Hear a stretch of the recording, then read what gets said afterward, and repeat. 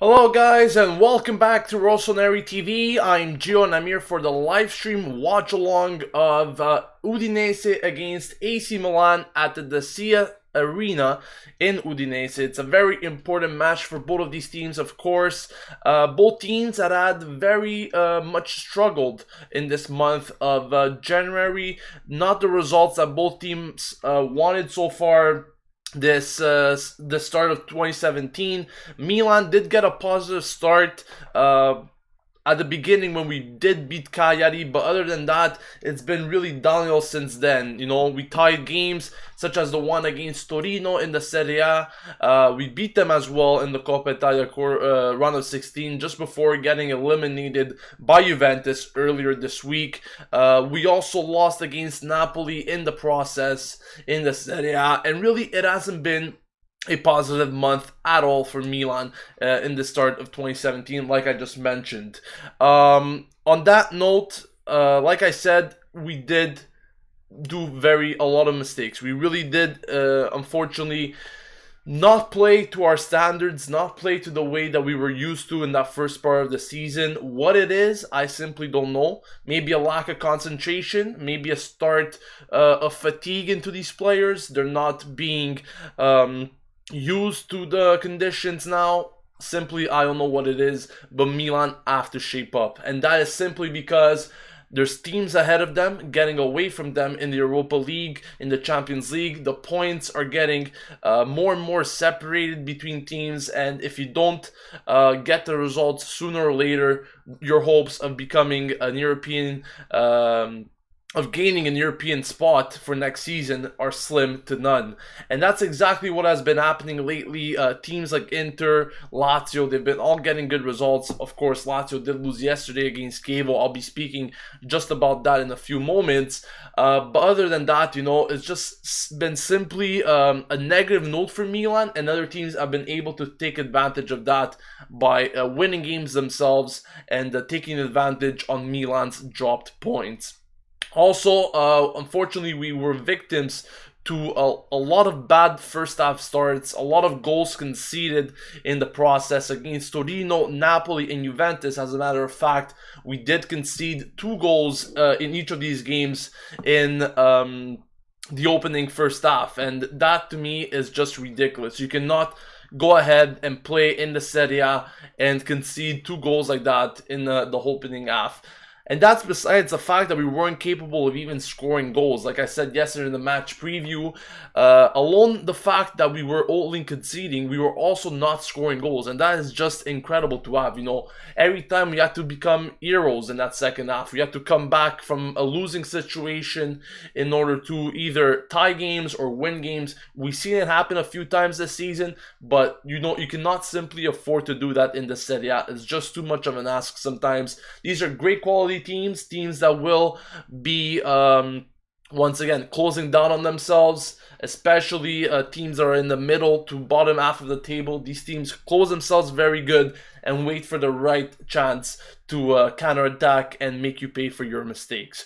Hopefully we'll see a change of story today. Milan need the 3 points at all costs. Really, we cannot afford to drop more points this month. Like I said, we have already dropped points against lots of teams. Teams like Napoli, Torino, just to name a few this month. But we definitely have to end the month on a good note and get the 3 points at all costs and get that win.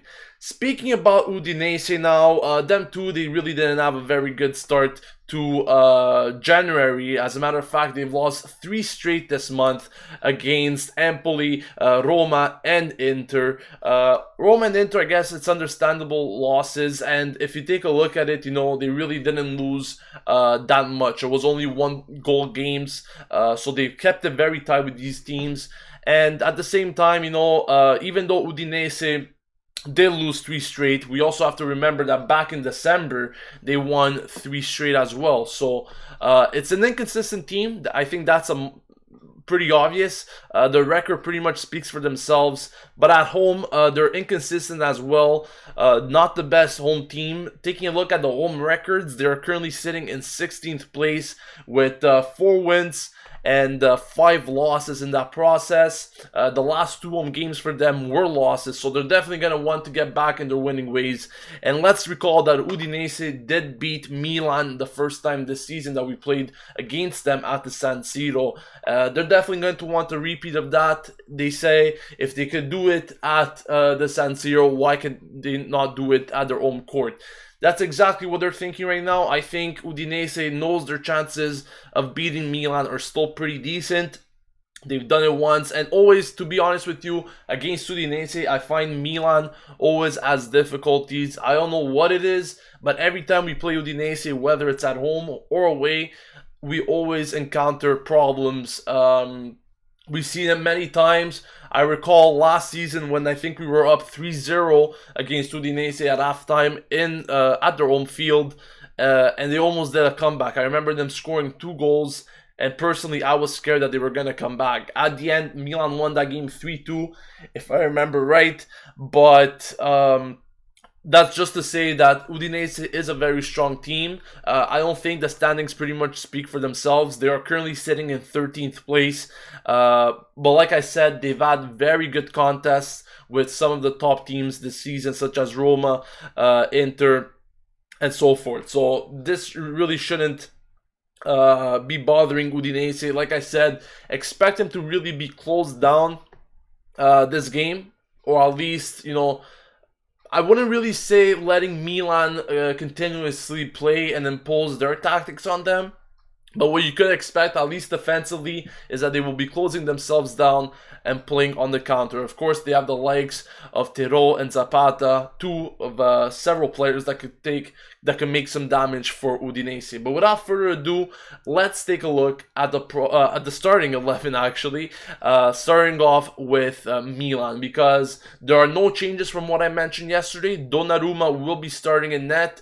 Abate, Romagnoli, Paletta, and Deschillo in the back 4. The middle will be composed of Kuchka, Locatelli, and Pasalic, and up front, of course, the usual trio of Suso, Bacca, and Bonaventura. So like I said, no surprises, is exactly what I mentioned yesterday in the match preview. The midfield, I like it because Locatelli, once again, he's back. He did play midweek against Juventus. He did get a red card in that instance. But of course, the Coppa Italia games do not count for the Serie A games. So he will be making a return to the Serie A. Of course, he missed that game against Napoli. So in the Serie A, he hasn't played for about 2 weeks now, we have to say.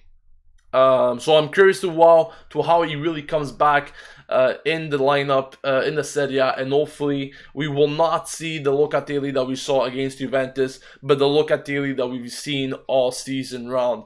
Other than that, Kuchka, I'm happy that he's once again starting. Pasalic as opposed to Bertolacci, that's also a pretty keen move from Montella if you ask me. Personally, I don't have any problems with that. Pasalic has been shown to be a pretty good player. I wouldn't say dominant, but he's been decent. He's been having a good season so far. As I said a long time ago, at the beginning, I wasn't expecting much from this guy, but he's actually proved a lot of us wrong. And I think he's made a quite decent point in this team, and that's why Montella is once again giving him the confidence. Speaking about Pasalic, he actually did mention a few words to Milan TV just a few moments ago before the game, and he said that today we all know that it's very important to bring home the 3 points for our European ambitions. He also said that we have to start very well from the first minute, and we cannot repeat the starts that we had against Napoli and Juventus. Finally, he did mention some words on his start. He said that Montella is once again giving him many chances to play, and he's very satisfied about his approach and what he has brought towards the team. Now, moving on in the Udinese lineup, once again, I did mention Tero and Duvan Zapata being up front there, and they have really scored the majority of their goals. They have scored 13 goals in total, if I'm not mistaken. I didn't mention that yesterday, but it is a lot of goals for a team that really only scored 25 goals. So it's more than half of their goals. Really, if we could close them down, I think we shouldn't have any problems of beating Udinese. But without further ado, let's take a look at the Udinese starting 11. They're obviously going with Canedis in net, Faraoni, Danilo, Felipe, Samir in the back four, Fofana, Alfredson, and Yankto in the middle, Depol, Tiro, and Zapata up front. Depol is also another interesting player that many people should be looking out for. Once again, he's a player that he's pretty young, and he's done very good things for Udinese this season. Probably one of the players that surprised many, I guess you could say, for Udinese this year, and I think he's been doing quite well. He is 22 years of age. Like I said, he's very young, and this season, even though he didn't contribute a lot in terms of goals and assists, he did get a lot of playing time, and it's good to see in the Serie A that managers are giving the opportunity to youngsters to showcase their talent. So that's a very good point to watch. But like I said, I'm expecting Udinese to really come out strong in this game and give Milan a hard time altogether. Now it's time to get into your comments, but before I get into that, I will be obviously making the usual announcements, and that is to subscribe to Rossoneri TV to stay updated with our everyday AC Milan coverage. If you guys are new to the channel, we do post daily videos, whether it's daily news, match previews, reviews, these specific watch-alongs, whatever it is. We try to post a video a day to keep you guys updated with everything going on at the club. So if you haven't yet subscribed, please do so. Our target for today is, of course, 11,600. I'm pretty sure we will be able to pass that, as we usually do pass our targets. Also, our objectives in terms of likes is to reach over 100 likes. Once again, I don't think that should be a problem.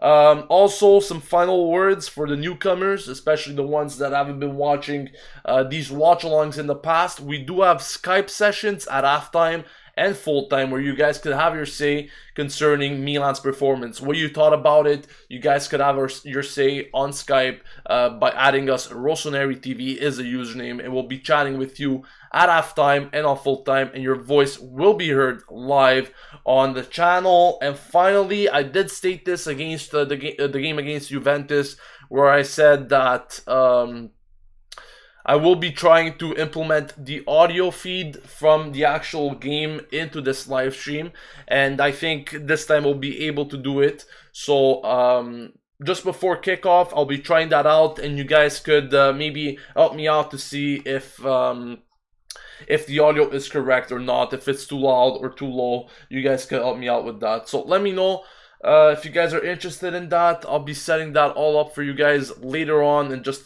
maybe 10 to 15 minutes from now.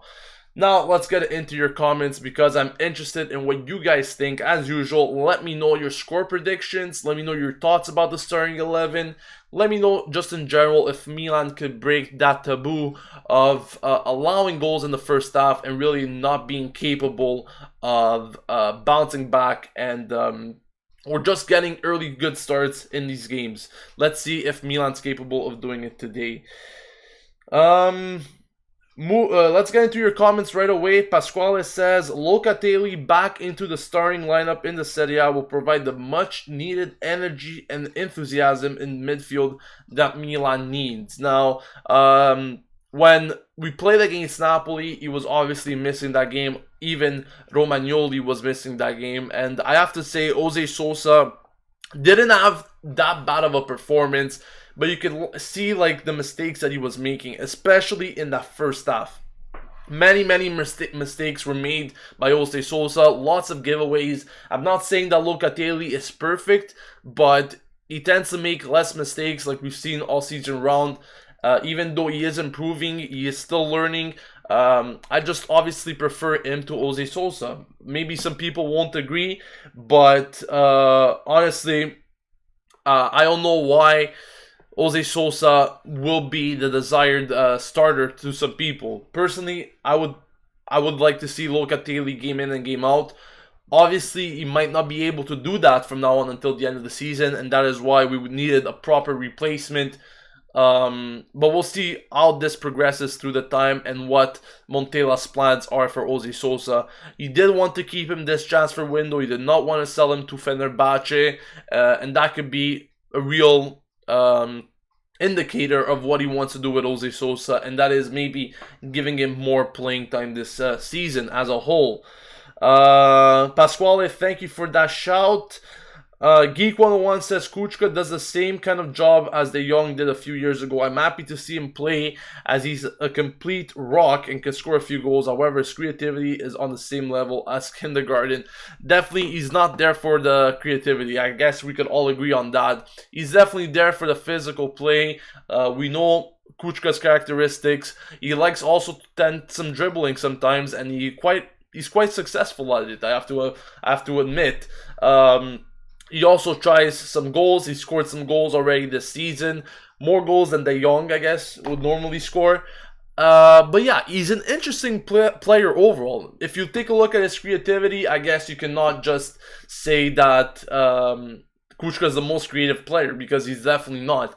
But he does have a lot of other characteristics that I definitely love a midfielder to have. So I'm happy about that. I'm happy with his work rate. I think that is very important. You want a player that's gritty, a player that wants to win games, and that's exactly the type of attitude that Kuchka has. And I wish more players had that kind of attitude.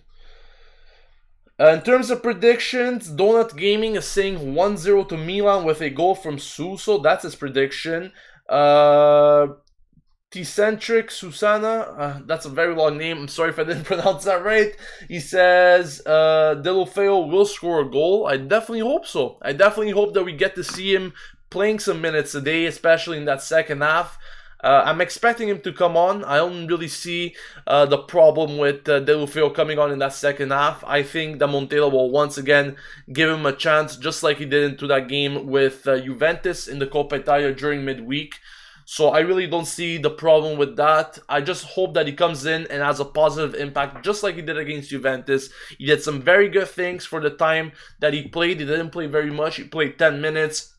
But what I saw from him was the will to play. He's very fast. He's capable of making runs, smart decisions as well. And I definitely hope that we'll see exactly the same from Deulofeu if he does make an appearance today. But another thing that I wanted to speak about, you guys, I've noticed that Montella has snubbed Lapadula lately. I don't know if you guys noticed it, but it's been a few games where Lapadula really hasn't been given the chance to play. And we saw it against Juventus. We were all thinking that Lapadula was going to come in and play. Instead, Honda was actually implemented into the squad as a substitute. Deulofeu came on, and there was just simply no space for Lapadula. What do you guys make out of that? Do you guys think that Montella will finally give Lapadula once again a shot? Even, knock on wood, first of all, if we're in a losing position in this game, do you think that Lapadula will be brought on, or you think that he will try to do the same things that he's been doing lately? And I simply don't understand his decisions of snubbing Lapadula lately, in terms of when we're getting in those positions where we need to score goals. I mean, he did come on against Napoli, but the thing regarding him not playing against Juventus as a substitute, why he didn't come on as a substitute, kind of raised some questions for me. But definitely I hope that we see more of Lapadula in this game. Mr. J Channel says, Gio, what do you think Milan need in tactic today? Well, first of all, we are always trying to tend to keep possession, and I think that's one of Milan's major characteristics. At least we try to. But recently, especially against Juventus and Napoli, I've seen Milan try to keep possession, but sometimes we were overplaying it, or maybe it's been way too fast. And unfortunately, we don't have the quality of players that we could play fast possession football. And what I mean by that is fast movements, fast runs, accurate passing. Unfortunately, when we tend to get in those scenarios, we lose the ball more than other times, and I think we should just go for the simple plays. Sometimes, like I said, we overdo it, and when we have no option, we just go for those long balls that really don't account for anything. Unfortunately, we've seen a lot of stupid passes in recent years, including those long balls. Montolivo. But anyways, getting back to the point, we need to avoid that. You know, we need to play on the ground, smart movements. Sometimes we don't have to rush things, and I think that's what Milan does way too much. If they don't see any options up front, they usually tend to pass it in the back line, and then if they still find no options, they will just launch a cannon in the hope of finding someone. That to me is unnecessary. We should be able to keep the ball and transition well from the midfield to the forwards. So I think if we can cope with that, if we could get better possession by that means and not just keep possession in the back, because that's all it's really been. Against Juventus, we had the majority of the possession, but that possession was really put to no good use. What we kept doing it was just passing it back and forth in the back, in the defense, and we didn't really move forward well with it. So we need to fix that. You know, we cannot just simply pass it back and forth and hope to get something out of it. IX Mazen says, is Matia Fernandez injured? Yes, I still believe that he's injured, if I'm not mistaken. I can make sure for you. No, he's actually on the bench today. So he's actually on the bench today. Aj007 says, our major problem for the last 4 years was the ball goes to the keeper every 2 minutes. And that's exactly it. They keep moving the ball around from the back line. As you guys have noticed, it's always Paletta, Romagnoli, Abate, back to Donnarumma, and so forth. It's always a never-ending cycle with these movements.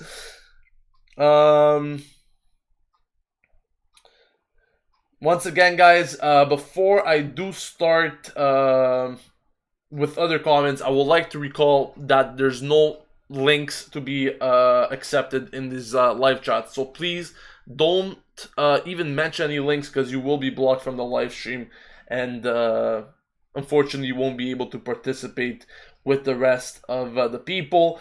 Mr. Davide007 says, we could play with Lapadula and Belotti next season, selling Bacca. I think that is a bit of an advanced statement. A lot of people have been asking me, will Belotti come, will Belotti not come? It's just way too early to even mention anything about that. It's way too early to give any consideration about Belotti being a Milan player. Once again, I do have to recall, because many people seem to forget certain things, and that is that Belotti did sign a contract extension with Torino recently. So to me, it just makes no sense that Torino will sell him right away like that. He does have a 100 million clause for teams outside of Europe. That means if teams want to buy him outside of Europe, they have to pay 100 million euros just to release him from the contract. So that is another thing to take into consideration. But that obviously does not apply to Milan, as we do play in the Serie A. Donut Gaming says, we need a huge attacking midfielder signing to help getting the ball to the attack. I think we do, but even some players in the Serie A are capable of doing a better job, you know. We don't need to go sign the guy that's 60, 70 million euros worth, if you know what I'm trying to say. Pietro says, ciao Gio, we have to go in I'm just going to translate this because he did write it in Italian. He said, we need to go on the field with grit in the first half. We need to bring intensity to this first half is the bottom line. That's exactly it. And another thing that I did want to mention, unfortunately, Milan, I don't know what it is, but we've seen it against, once again, Torino, Napoli, and Juventus. I think these 3 games have really been or at least given us a real picture of what Milan has been doing in recent games. And that is not pressing the opponents in that first half. To me, that is really shooting yourself in the foot. Why won't you be pressing the opponents in the first half? All the other teams do it to us. We see Napoli and Juventus play perfect pressure on us. Every time we had the ball, they would pressure us perfectly. And you know, that's really what makes us lose the ball more. That's what makes us, you know, mess up plays even easier. And why we cannot do that on the opponents and let them mess up plays themselves or dispossess them. I simply don't understand. What I saw from last game, especially with Abate, letting Asamoah cross in balls like it was Christmas. It was really a gift to Asamoah each and every time. The guy wasn't even pressing Asamoah, and look what happened. Like, to me, that's just ridiculous. You cannot let these things happen, especially in professional football. It's just incredible. So we need to fix that. We need to definitely pressure players. Why we're letting them play and let them impose their own action on us, to me, I'll never understand. But we definitely need to start pressuring. We've done it in second halves, and look at the benefits that we were getting, especially against Napoli. I think that's the best indicator of what we were capable of to do when we were pressuring them. They were losing possession easily. We were getting more chances. We were doing everything better. And to me, that's what we have to go for. You know, we cannot just let teams walk around us and impose their own plays. And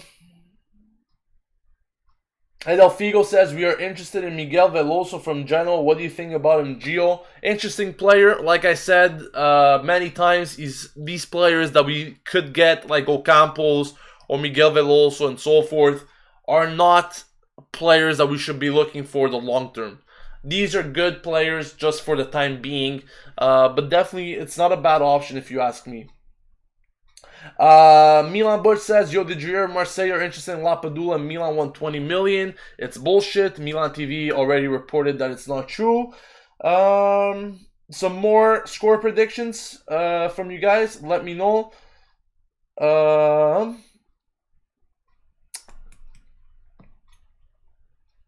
Giuliano says, what do you think the score today will be? I'm going to go for 2-1 for Milan. I'm going to say 2-1 for Milan. Goals coming in from, I think someone in the midfield is going to get a goal today. I'm going to go for Suso and Locatelli. Let's go for that. Suso and Locatelli today. Serial Killer says, Gio, I think Locatelli is kind of overrated. Okay, he has some good moments, but people say he is the next Pirlo. That's a joke. Not saying he's bad, but he's not. It will not be as good as some people think. Personally, I'm not the one that makes prejudgments on players. What I mean by that is, take a look at Dicillo. A lot of people were overhyping the kid. They were calling him the next Maldini and so forth. Personally, I never said anything. I said, give the kid time, and let's see a few seasons from now what he's capable of. Now, a few seasons passed since that time, and we're pretty much seeing that he hasn't really developed. He hasn't really evolved in the player many people were hoping to see. Locatelli, personally, I see very good things in him. I see some very good characteristics that I didn't see in Dicillo as a defender, for example. Whether he's going to be the next Pirlo or not, that's going to take time. You know, I can't stand... It's not that I can't stand, but I don't understand people that make judgments already in his first season. Like, give the kid some time. Give some kids some time to develop and see what he's made up before actually, you know, pretending that he's going to be the next big star. I mean, Donnarumma, that's an example out of pretty much... You could tell that the kid's going to be the best goalkeeper in the future, or at least one of the best. But guys like Locatelli, it's harder for a player. For a goalkeeper, I guess you could really see the characteristics, the qualities easier because, you know, they're meant to make saves and keep the ball out of the net. But for midfielders, it's much more than that. You need to make the right passes. You cannot lose possession easily. There's a lot more pressure on you, I personally believe. But we'll see exactly what Locatelli could do in the long run. Speaking of which, wow, has time gone fast. The game is about to start. We are just a few moments away from kickoff. As that's being said, I'm going to set up the timer for you guys so you guys could keep track of which point we've reached in the game. And I'm also going to be setting up the audio stream because, like I said, I want to get this done for you guys in this game. I want to be trying it out rather than me just speaking as I usually do. I want to also have an audio stream so you guys could listen to the background sounds of the game at the Dacia Arena. So I'm gonna set that up for you guys right now. As usual, let me know if it's too loud or not. So just let me know, maybe in the comments, let me know if it's too loud. I will be lowering it. That is the volume for the audio stream. So let me know all of that in the comments section. I will be fixing it. As we speak, the players are currently on the field. I think there's a moment of silence. For what? I simply don't know just yet. But there is a moment of silence, and the players are currently holding this moment of silence. By the way, it is a sold-out crowd at the SIA Arena. Udinese did mention it themselves on their Twitter page. So it's going to be a very exciting game. It's sold out. Nowadays, you don't get many games in the Serie A being sold out. So definitely a good start. A good sight to see for the Serie A. Because, like I said, not many games do get sold out. I think more games in total need to get sold out. But we'll see what happens. Pasquale says, Milan in away white strip, Udinese in black and white. Weird. Guys, let me know what you think about the audio stream. Is it too loud or not? And by that I mean the sound coming from the audio stream from the game. Let me know if it's too loud or not, as I'm fixing it at the moment. Mr. Davide says for the earthquake. Yeah, it could be for that. There was a big avalanche and earthquake going on this past week at in Italy. So yes, it could definitely be that. But the game is set to be underway. Getting my timer set up here. And it is underway at the SIA Arena. Milan attacking from right to left. Udinese doing the opposite. Let's hope for a good performance from Milan. More importantly, let's hope for a very good first half start, because that's exactly what we need today. Enough of just letting opponents get off to good first halves and getting trailing in games. There's already a back pass to Donnarumma. He clears it up.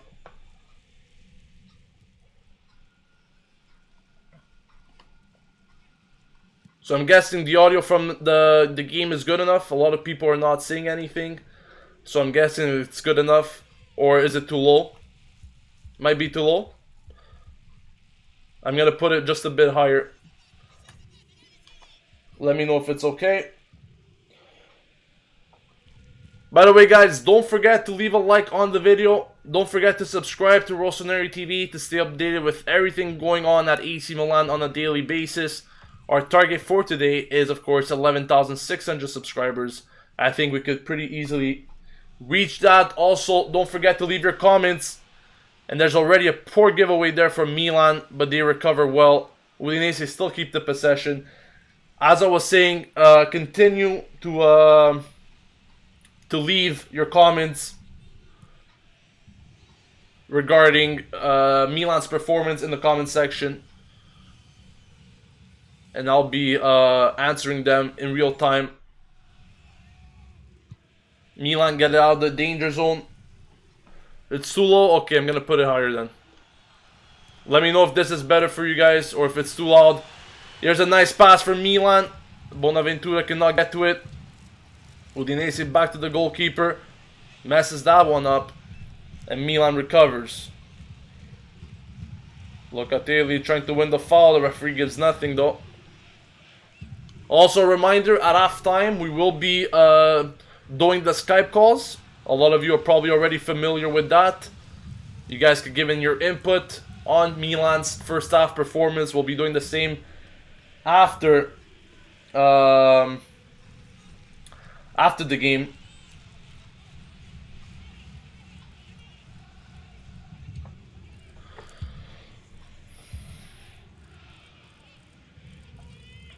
Once again, there is no spamming of links, guys. You will be blocked, and unfortunately you cannot comment anymore. There's a player down for Udinese at the moment, but so far there's really been no actions whatsoever for both of these teams. Nothing interesting has been going on in these opening few minutes. Fuller says, Gio, Milan's next game. I'm guessing you're asking when is Milan's next game. There should be a game next weekend. I know the weekend, well, the week after, there's a game midweek, and that's the game that we have to recuperate for Bologna. If you guys recall the game that we missed back in December. So that one will be fixed. That will be pretty much replayed, or played actually. Let me know if the audio stream is good, if you guys can hear the audio well from the Sia Arena. Like I said, I'm trying to fix it to bring it to the best sound possible. So let me know how the audio sounds now, if it's good or not, or if it's too loud. As usual, leave your comments. Let me know what you think about the game. The play has resumed, by the way. Seems like the Udinese player is fine and should be returning to the pitch in just a few seconds.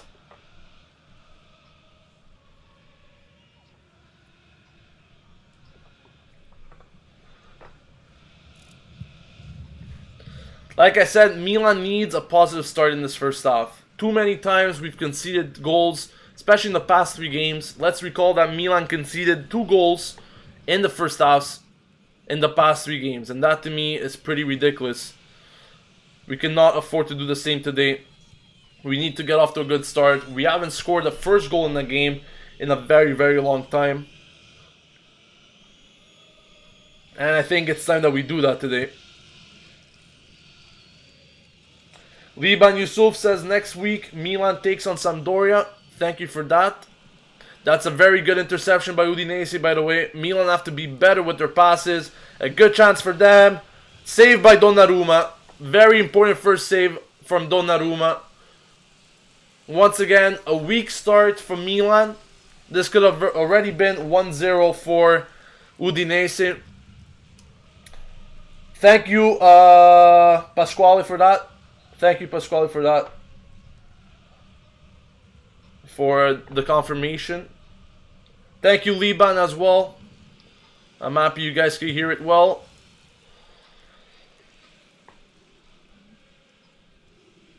But like I was saying, that was a very important save from Donnarumma. We could have already conceded in the opening 10 minutes. Once again. It's just ridiculous how we're giving teams chances already. And that was a very poor pass. I'm not sure if it was from Paletta or... I think it was from Paletta or someone else there in that midfield. But, you know, when you make stupid passes like that, or at least bad passes, you're losing ground. And you cannot afford to lose ground. Teams will pressure you and you're going to be forced into making more mistakes. Yala TV, you're getting blocked. Good job. Moving on. Milan tried to keep the possession here. Some pretty good movements. Oh, that's a nice pass. Bacca, and once again, loses himself in this footing. Good recovery, though, from Milan, and they win themselves a foul. Bacca needs to be a better dribbler. Many times I find that Bacca only has finishing. Sometimes he even doesn't have that. But in terms of dribbling, I find that Bacca always loses himself in his movements, and the defense has pretty much an easy task to recuperate possession.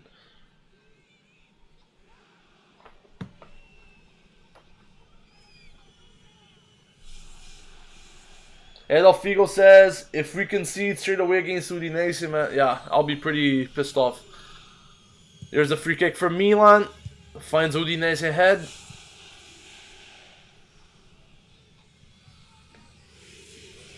Defree Chandra, that's a very nice chant you did there.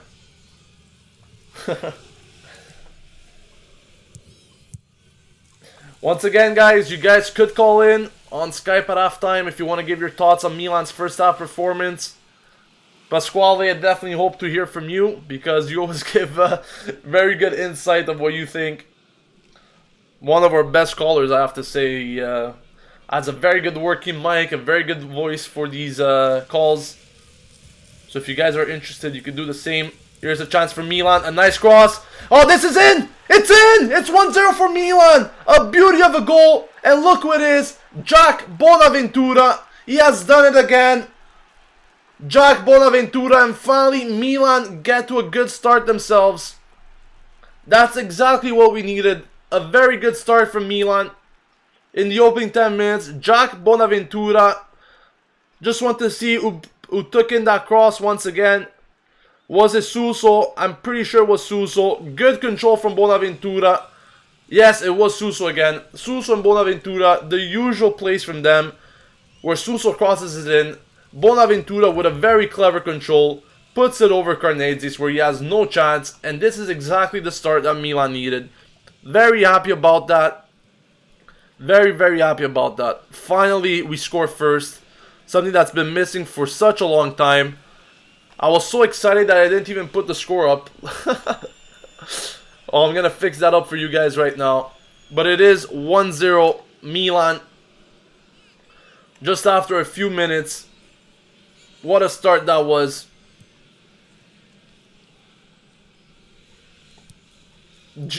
Suso, Bonaventura, these guys always play to their greatest potential.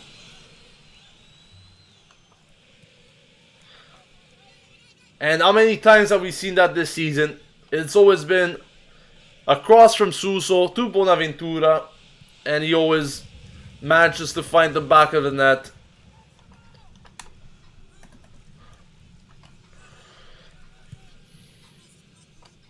Now Milan need to keep control of the game. Also, if you guys want, I'll be taking a look at other games in the Serie A, because there are some games contemporarily playing with Milan's. Of course, yesterday, Lazio lost against Chievo in the 90th minute. That was a very good result for us. Inter won against Pescara. Atalanta and Torino both dropped points today as they tied their game 1-1. So Milan definitely need to win this game to take advantage of those situations and keep them in contention for an European place. But what a ball that was from Suso yet again. And what a finish from Bonaventura. Certain players will actually miss those chances. Bonaventura didn't. Taking a look at other Serie A scores in these opening 10 minutes of today, January 29th. Rome is on the board against Sampdoria. Everything else is tied at 0-0. Udinese now with the ball. They're getting some chances themselves. Donnarumma. Easy catch for him. Easy grab. That's exactly what we need from him. No chances to the opponents. Edelfigo says that was Suso's 7th assist in the Serie A already. That's just amazing. Nikesh says, Joe, what was the problem with your laptop earlier? That was yesterday. There was a problem with YouTube and my software. For some reason, it didn't allow me to stream it from there. So I had to do it from my phone. Here's a chance for Udinese. Milan's defense closes it up. And they recover the possession. That's very good. Very well done. But Suso loses the ball once again. Milan has to play smart now. They need to keep the ball. They need to calm things down. No need to rush, especially in the winning position. But expect Udinese to do a lot more pressing. This could open up some spaces, of course, for Milan to hopefully contribute to a second. But here's Udinese. Zapata. Duvan Zapata. Tries the cross. Finds a head. But Milan defend that easily with Ignazio Abate. What do you guys think about that first goal from Suso and Bonaventura? Were you guys expecting it? Are you happy it's them once again? Where the majority of goals have really come from this season. Like someone mentioned, there is 7th assist for Suso this season in the Serie A. Cesare just says Juve is winning 1-0 over Sassuolo. If you guys want to give some updates like that, go for it. I will be mentioning them, no problem at all. Nikesh says Baka would have surely missed that chance. Christy says we need more goals for some goal difference. We definitely do. I find a lot of games have been way too tight. And our goal difference hasn't been that great this year, that's for sure. We need solid wins. Even if we could get 2-3-0 wins, that would be amazing for us. But there's another takeaway from Milan. Jack Bonaventura now keeping the possession as he should. No rush to play it.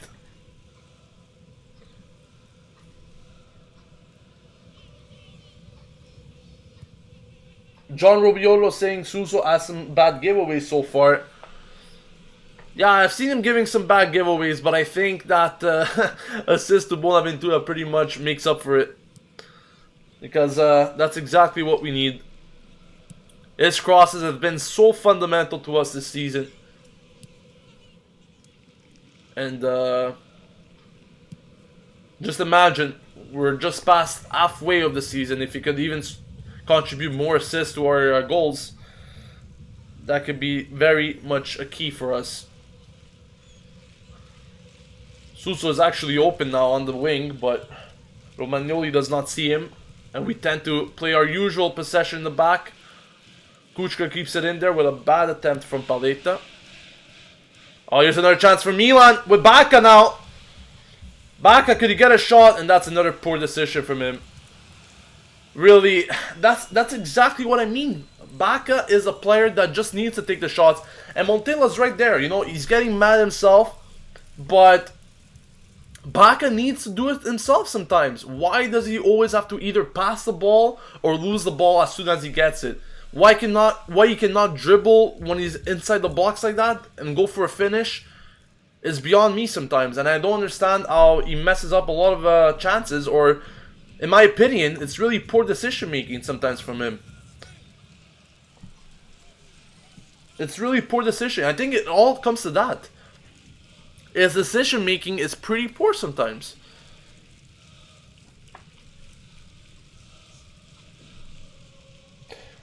Songo Han, he says, would you like to see Deulofeu on the right and Bonaventura going back to the middle of the field? I don't think, I don't think Deulofeu will be going on the right if Bonaventura goes back in the midfield. What a possibility is that we'll be seeing Deulofeu replacing Bonaventura for the winger on the left, not on the right. But that's definitely a possibility that we might see in the second half. We'll see how this game progresses.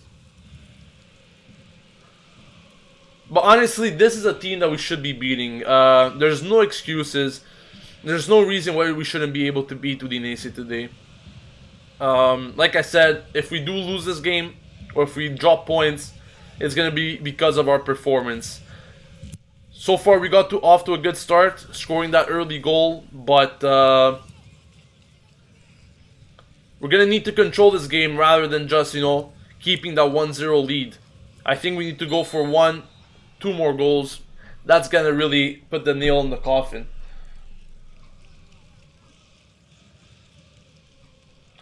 Geek 101 says, okay, so why do we always play Bacca? Because his wages are higher than Lapadula's. I'd much rather see Lapadula run his ass off than Bacca stand around like a statue. And I completely agree with you. You know, I mentioned it several times over the course of this month, the past months, and so forth. I've always said it, Lapadula has a greater work rate, and I personally think that some chances Bacca has, I think Lapadula could do much better. I'm not saying Lapadula is the perfect striker. I'm not saying that every chance he's getting, he's going to finish it. But from what I see with Lapadula's work ethic and his playing, you know, I see much better things from him than I see with Bacca sometimes. And Bacca's been giving lots of chances. Yes, he scored 3 goals this month. I'm very appreciative of that. But in terms of how he plays certain times, to me, I just cannot wrap my head around it. It's really poor decision making from Bacca a lot of times, and he needs to fix that aspect. Hello, Yuda Irvia, sorry about that. Olufemi says, I think Bacca is not heart and soul in Milan right now. Might be that. But he definitely doesn't try hard. I don't know what it is. How he gets to start every game despite not giving his 100% is beyond me. And if it's a question of wages, like Geek 101 said there, concerning Lapadula and Bacca, to me, you know, that's pretty stupid, because at least in professional football, if you're given the chance and there's someone out there that's even better than you, or at least he's doing more things when he's given the chance than you, he has been more quality than you, then I don't think wages should pretty much dictate whether you get a start or not. It all depends on how you play. And look at that. For example, right now, Udinese had the ball in the defense, and Bacca's applying very little pressure to the guy, where Lapadula would have already destroyed him by then. Good recovery there from Milan in the back line. We are about 20 minutes into this first half. 1-0 the score for Milan. Goal coming in from Bonaventura with a nice cross. Once again from the man, the myth, the legend himself, Suso. Mister says Bacca looks like he doesn't care.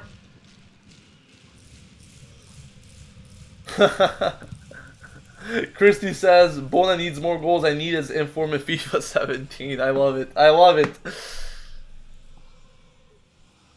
Well, I was actually playing the other day with Milan, and I think Bonaventura was upgraded to an 84 if I'm not mistaken. But yeah, definitely I hope his inform continues. Still, Udinese with a nice try. Easy block there from Paletta. Once again, Udinese hasn't been threatening at all with their attacks so far. Milan need to get a second. They need to put this game in the bag. Here's Milan now. And that's a poor pass.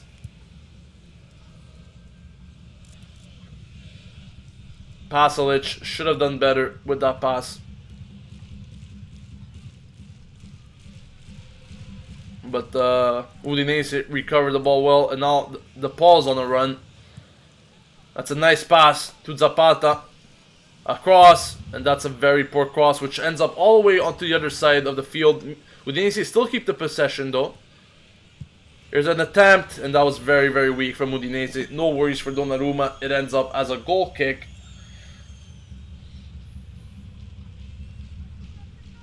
Chrissy says, would you sell Lapadula for 20 million to Marseille?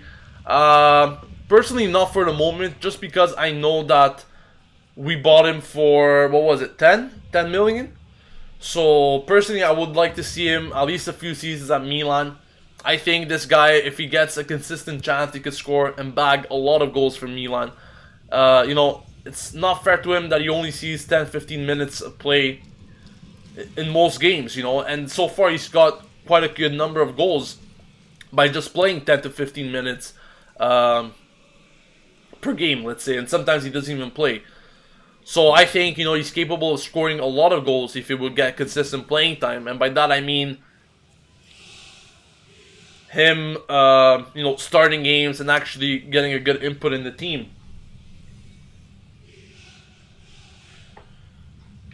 Hi V Burger, thank you for joining us.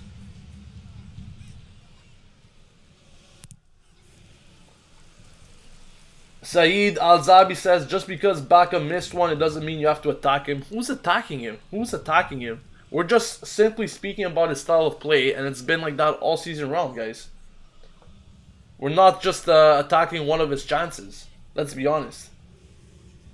His style of play is very different than Lapadula, and whoever watches Milan on a weekly basis will be saying the same. There's no hard feelings here. We're just speaking the truth. Elevate Extra says, do you think Milan will become the threat that they used to be? It all really depends with the investments that will be brought on into this team. Meanwhile, Bonaventura seems to have some trouble. Let's see if he's fit to continue playing or not. The doctors are currently speaking to him, so we'll give you an update on that very, very soon. Meanwhile, there is an Udinese corner kick. But Milan defend that well. And there was a good opportunity there to set up a counter, but Udinese regained possession. But getting back to your comment there, Elevate Extra, considering Milan becoming once again a threat like they used to be. Like I said, I think it all pretty much depends on investments being put into this team. If a lot of money is going to be put in this transfer market and we can get the right pieces, then I definitely think we could become a threat again. It's definitely going to take some time. Here's a cross from Udinese. What a chance that was. What a chance that was. And what a chance was missed there from Udinese. Luckily for Milan, that was a nice cross to the back post. And I don't know who put him off target there.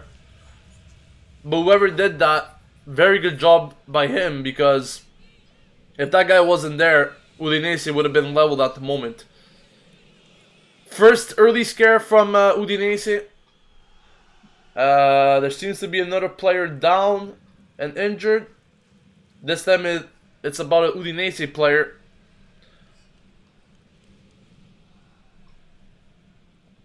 Yeah, I simply don't know how he did not score that.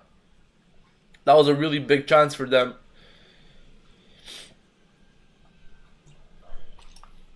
But I think there's going to be a substitution for Udinese. Angela can make his can make a substitution here.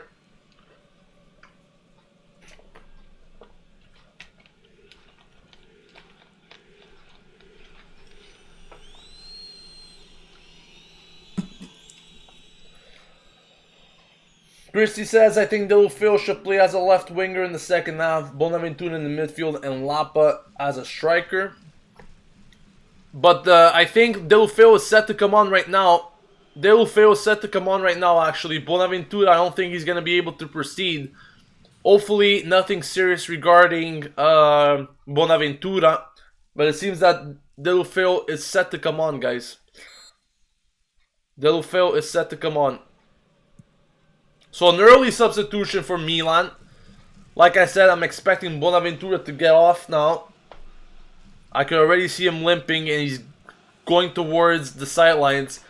But Delufeu will have over 60 minutes of playing time today. So he's going to get a lot of playing time today, it seems to be.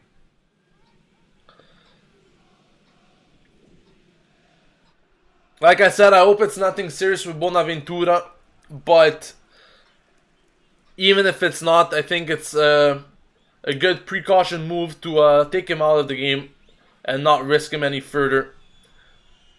Delufeu is also a very good option to have.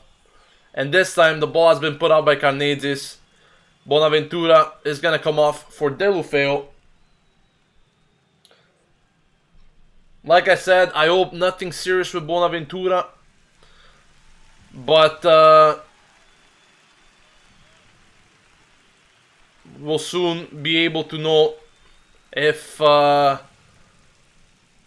Bonaventura's injury is serious or not. Delufeu has come in once again. The first substitution. 25 minutes of play for Bonaventura. Got himself a goal. And he comes off due to an injury. I guess his job for the night was pretty much done. Of course, we'll see what Delufeu can bring to the table now. This is going to be very interesting because many people didn't expect Delufeu to play this early on. Many people were expecting him to make an appearance in the second half, including myself, maybe 20-25 minutes away from full time. But now he's actually going to be getting 60-65 minutes of play. And I'm really wondering to see what Delufeu can do today. Last time, of course, he only played about 10 minutes against Juventus. He did show some good things. But today, I guess we'll have a way bigger or better indicator of what he's capable to do. Deschio does well to keep that ball in. Changes sides all the way to Abate. Well done. Accurate pass.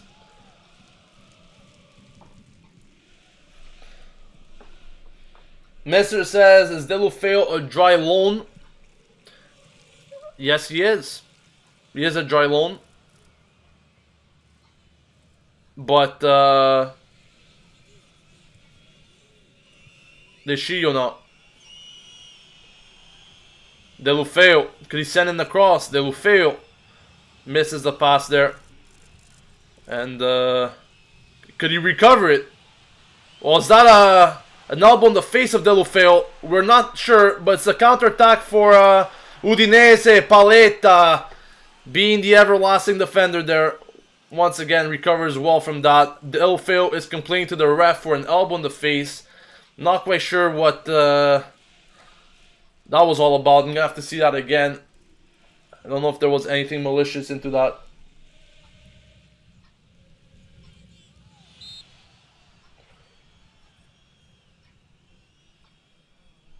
Pasquale says the injury did not look serious, probably just a knock. He was walking off the field.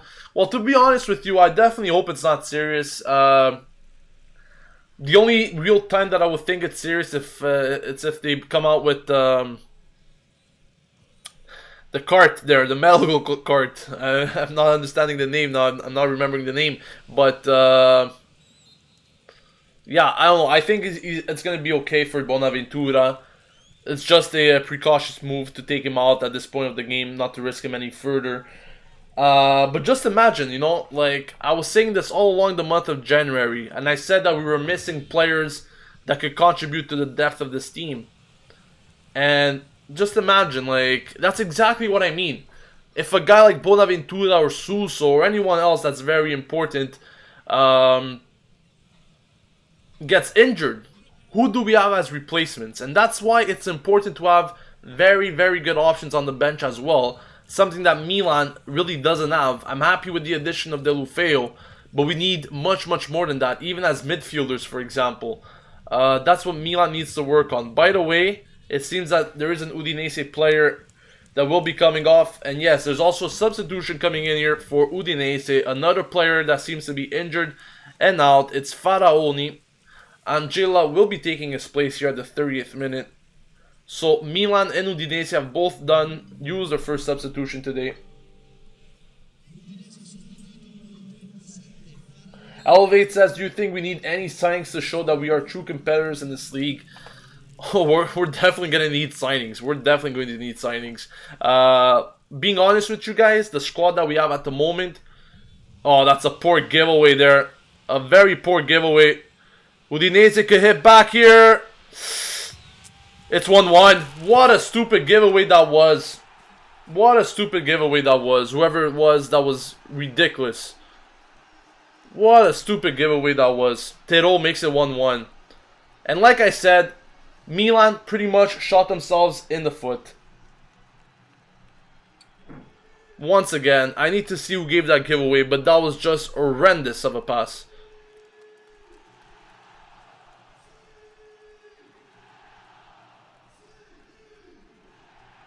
What a stupid pass that was.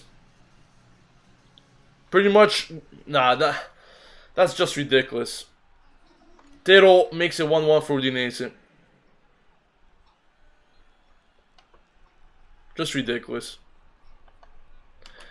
I said it from the beginning. If we're going to lose this match or if we're going to drop points, it's all going to be because of us. It's all going to be because we shoot ourselves in the foot. And that's exactly what happened again. Exactly what happened again. Just ridiculous.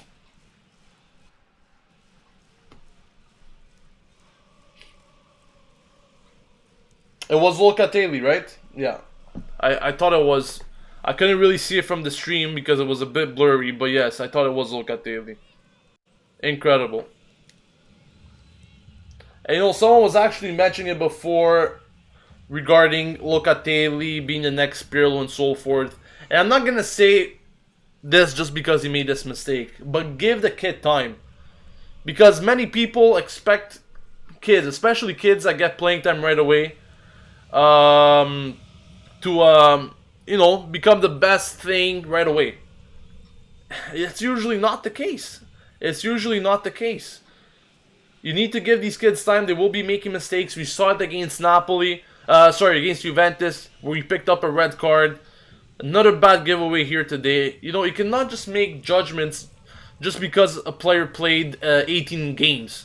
You cannot just say he's going to become the next Pirlo because the guy has been playing good for 18 games. It's going to take a lot of time for a player to develop and actually see if he's worth calling the next Pirlo or not. One thing I hate the most in football is really premature statements. I think there's just way too many of them. Too many times, you know, we think that this guy's going to be the next this guy's going to be the next that.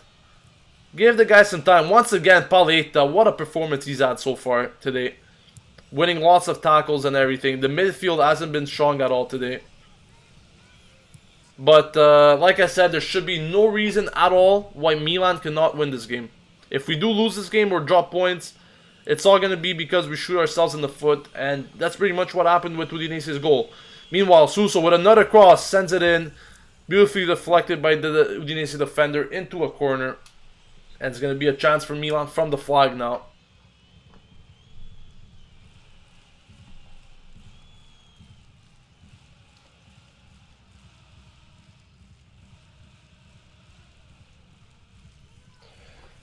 Chrissy says we are conceding because we are making mistakes, not because our opponents are good. And that's exactly it. That's exactly it. So many times, it's not because the opponents are better than us. It's because we give them the chances to score on us. And that's exactly what happened today. We'll look at daily. And it's stupid mistakes. It's really stupid mistakes, guys. I could understand if you're being under pressure by 3 guys. But he pretty much had an easy pass there and he messed it up.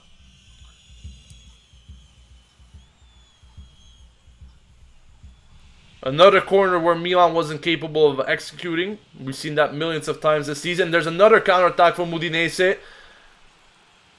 Udinese is still very, very strong here from the side. A cross coming in.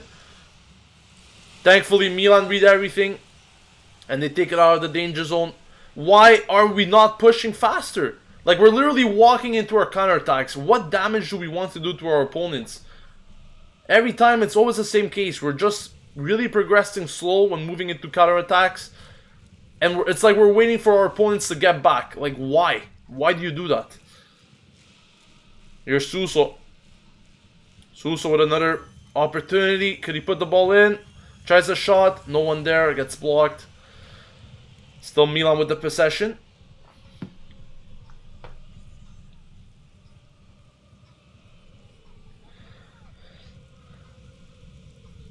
I'm telling you, this midfield has been really, really poor today.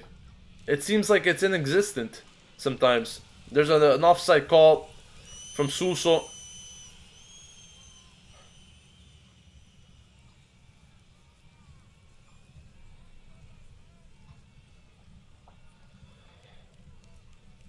Pietro says we need to have Bacca involved. Unfortunately, the guy is really not getting involved at this moment.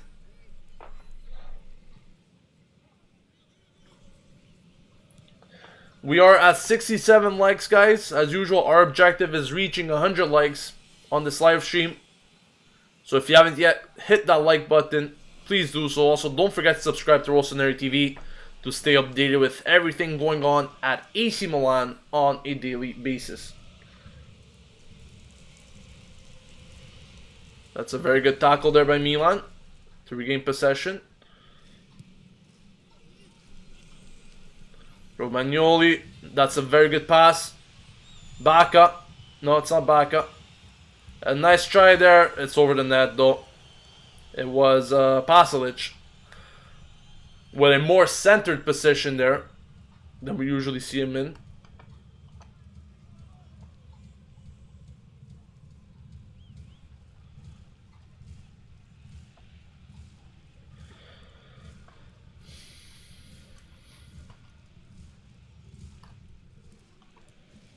We're just a few minutes away from halftime.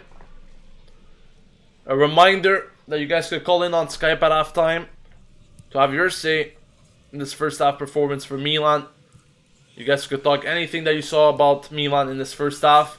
Your voice will be heard live on Rossoneri TV. Here's Locatelli. A few players under pressure. Somehow Milan still get the ball.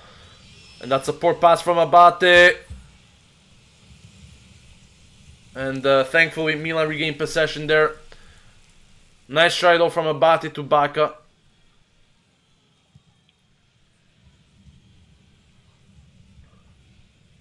A win is a must today. Deulofeu.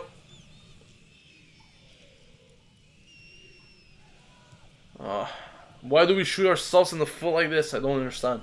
I'll never understand why we make stupid mistakes like that. And sometimes that's what it is. It's really quality. And we lack a lot of that sometimes.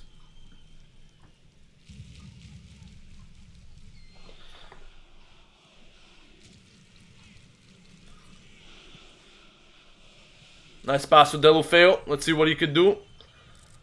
Deulofeu from the side. Across. Right in the hands of Carneades. After a deflection there.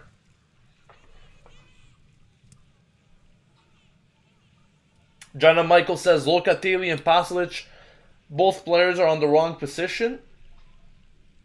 Play on the wrong position.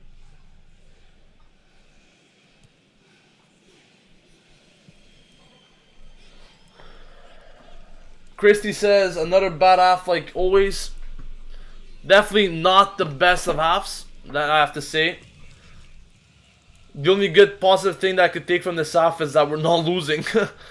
In respect to other games where we were losing at halftime by 2 goals sometimes. But we're definitely going to need a way better second half performance. Right now, it's been an average performance from Milan.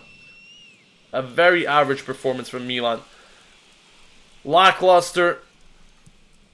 Not taking our chances. Too many mistakes. Too many giveaways.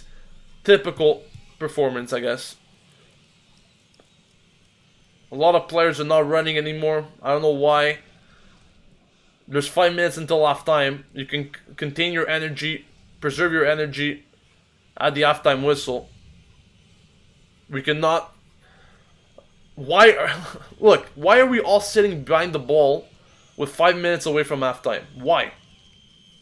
Why are we defending like this against a team like Udinese? To me, I don't understand. I don't understand. Milan Fever says we are so shit at counterattacks. If you take a look at it, every time we have a counterattack, we're literally walking. We're literally walking, guys. It's like we're waiting for the opponents to get back into position for us to generate something, which makes no sense.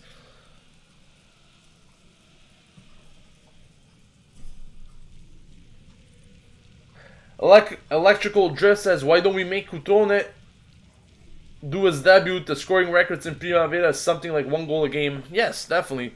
He has a very good scoring record in the Primavera, but Cutrone or not, I don't think it's a question of having a guy that can score goals at the moment. The team in general is not playing to their potential. They're not playing to their best, I guess. Maybe they are playing to their potential because their potential at the moment is average. And I think it all starts from the midfield. The midfield is inexistent today. They're not doing anything to gather the ball from the defense to help them out. But here's a nice pass to Abate. Puts in the cross. A very poor attempt there from Abate. He needs to do better in that position. He needs to do better from that position. And once again, Abate has been lacking so many times in his crossing and passing. A guy with his experience, he needs to do better. And to me, he just hasn't cut it. He just hasn't cut it.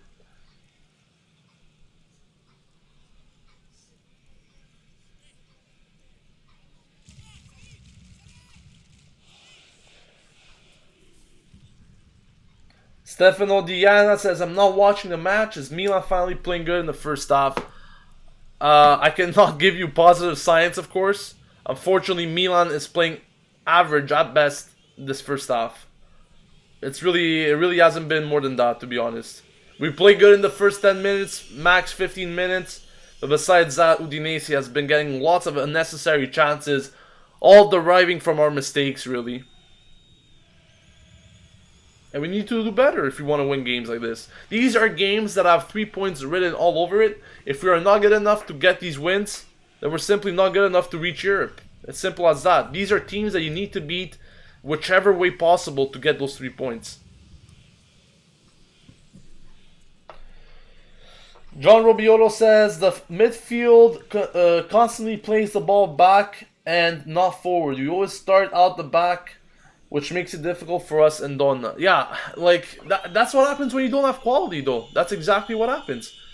They don't have the brain to make smart passes going forward. They don't have the capacity to, you know, advance the ball and actually create chances themselves. That's what happens when you lack creativity and quality in that midfield. That's exactly it. Another poor giveaway, this time by Romagnoli. The passing has been horrendous from Milan so far. Thankfully, Paletta comes to the rescue once again. And I've been saying it since the start of the season. He's been definitely our best defender all season round. The most consistent. Here's Milan with a chance! A nice try. Deulofeu, could he keep it in? He can't. Nice try there from Milan, but once again, Kuchka's cross went through the face of goal. Deulofeu wasn't at the right place at the right time. I guess Kuchka was really asking a lot from Deulofeu, though, being in that position. Maybe he should have pulled it back. If he was a smarter player, he would have pulled it back and done a fake, but obviously some players in this team are very one-dimensional.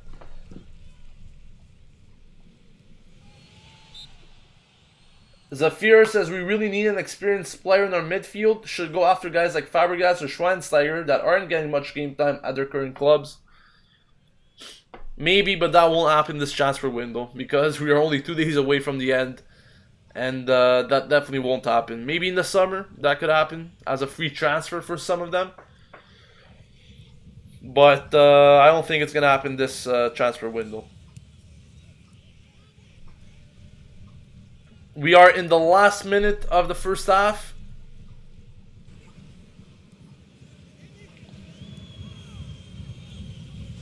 Let's see if Milan could contain at least this first half result.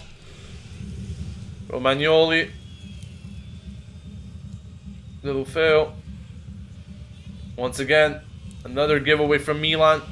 Luckily, we get the possession. There should be at least 1 or 2 minutes of added time here due to Bonaventura's injury as well as the Udinese injury.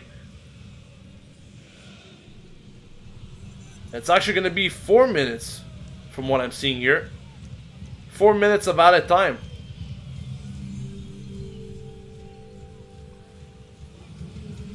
So Milan still have time to get one here. Let's see if they could get one before half time. Here's Deulofeu. Deulofeu, nice cut. And the Udinese player clears it, puts it as a throw. Felipe that was. Good initiative there from Deulofeu. Wasn't asking for much there. Deschillo. Nice back flick, but Deulofeu was offside.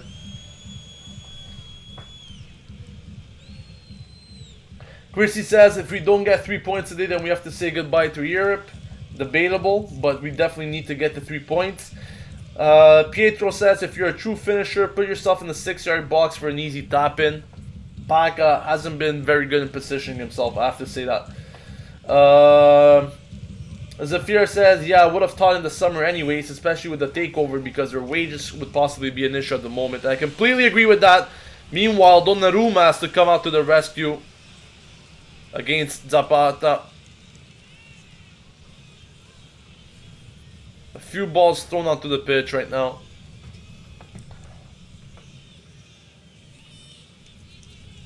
Mister says we will dominate the last 30 minutes. That's usually what we do in the second halves. But what we need here is goals. And that's terrible from Udinese. And that was Tero.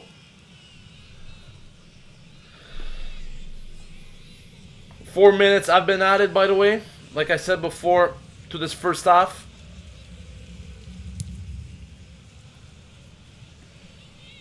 Electrical Drift says, why is Poli in the bench? You shit, I don't even want to see him in the pitch.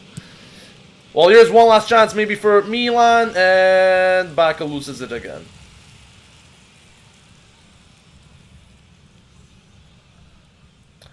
Like I said, I don't know what it is. Bacca has been getting the goals and stuff this season. He's been on an inconsistent run, that's for sure. But like, he's never convincing whenever he has the ball. That's the thing. Like, I'm never confident that he's going to do something good.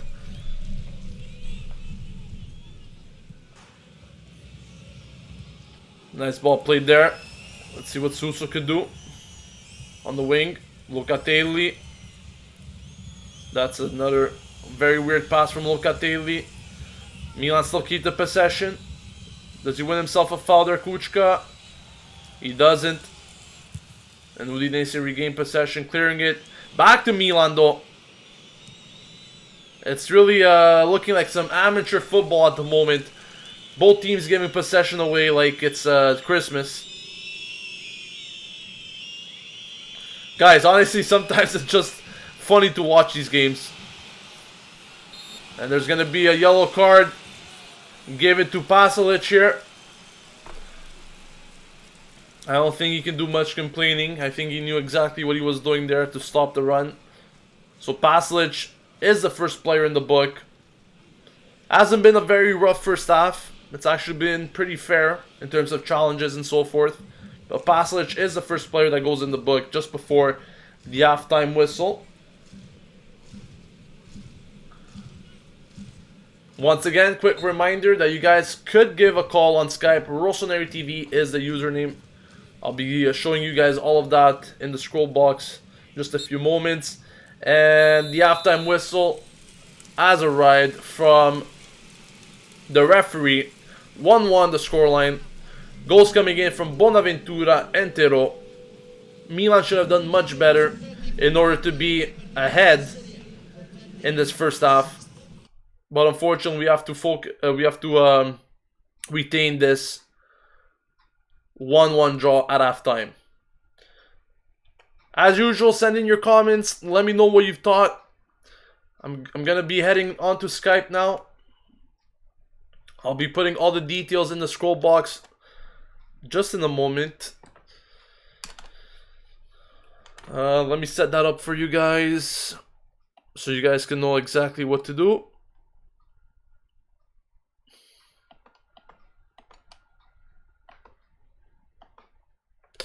It's all there. It's all said and done. So let's get on to Skype and let's see what you guys have to say. In the meantime, I'm going to be reading some of your comments. Curious to know what you guys think. Joga Benito says these guys are paid by millions and can make 10 correct consecutive passes. Yeah, I completely agree. It honestly baffles my mind sometimes how some players just get paid for no reason. But we are getting some calls already. I'm going to answer Pietro Marsala. Let's see what he has to say. Hi Pietro, could you hear me? Yeah, perfectly. Go ahead, man. Buongiorno.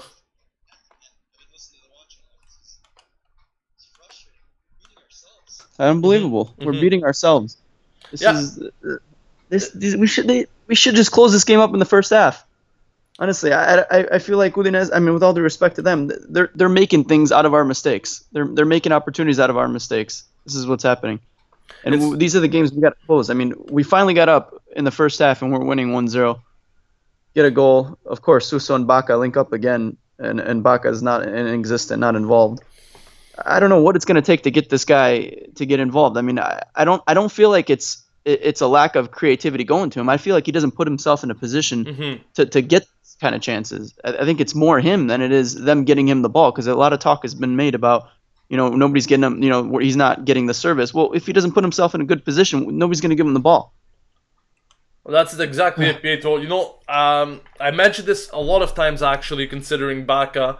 Like you said there, to me, sometimes it's all about finding that space. And unfortunately, to me, he doesn't seem to have those characteristics of finding spaces. It's like everything always has to be fed to him. And even when he does get the ball, Baca doesn't seem to have the magic touch, I guess, or the right quality to get past opponents. And it's weird because at the beginning, if you recall, when he first came to Milan, he was actually getting past players. He was dribbling past players. And now all of a sudden, it's like he completely forgot how to do that.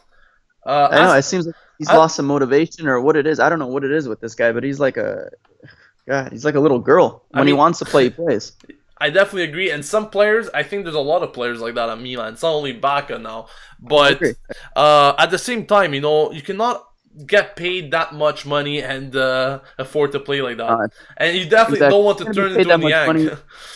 Right. If you're gonna be paid, like we talked about on that Supercopa victory, that if you're gonna be paid that much money, you got to be putting at least 15 goals in a year, at least. But I mean, like that ball that was that played in by Kuchka, that nice run on the right. And he pulls himself back. Why? Crash the box there. If Pippo Inzaghi would have had that goal all day. I know he's not. I know it's hard to compare Bacca to Inzaghi, of course, but I mean, you crash the box inside the six there. Kuchka put the ball right where it should have been, if you ask me, and he should have finished. He should have been right there and finishing. Once again, it's just poor positioning, Pietro. That's exactly what I've been saying all along. A true striker should know better than that. Exactly. And sometimes I even wonder to myself, how is this guy worth 30 million, for example? Yeah, no, definitely. He's not. He puts in the goals, definitely. But come on, man. Like, there's better strikers out there that have better movements, work harder. Oh yeah. You know what? You talk about it a lot with him, and you hit the nail on the head, man. It's funny because I listen to your live streams and I laugh because I'm thinking the same thing. If you're Bacca and you're not putting yourself in these kind of positions, and you're not, you're trying to score goals, but you're not putting yourself in these kind of positions, you're never gonna get these opportunities. You're not gonna score these goals, and he gets frustrated with. It's like, I don't know. Exactly. Besides that, Pietro, what do you make of that first half? I mean, yeah, we did get to a good start. Like you said before, we pretty much shoot ourselves in the feet whenever we have an opportunity, I guess. Right. And these counters got to be quicker though. We got to catch them off guard. I mean, with these breaks that we're having, like we got to connect 2-3 passes. I mean, even Udinese has had a couple good breaks to get themselves in their own in our 18.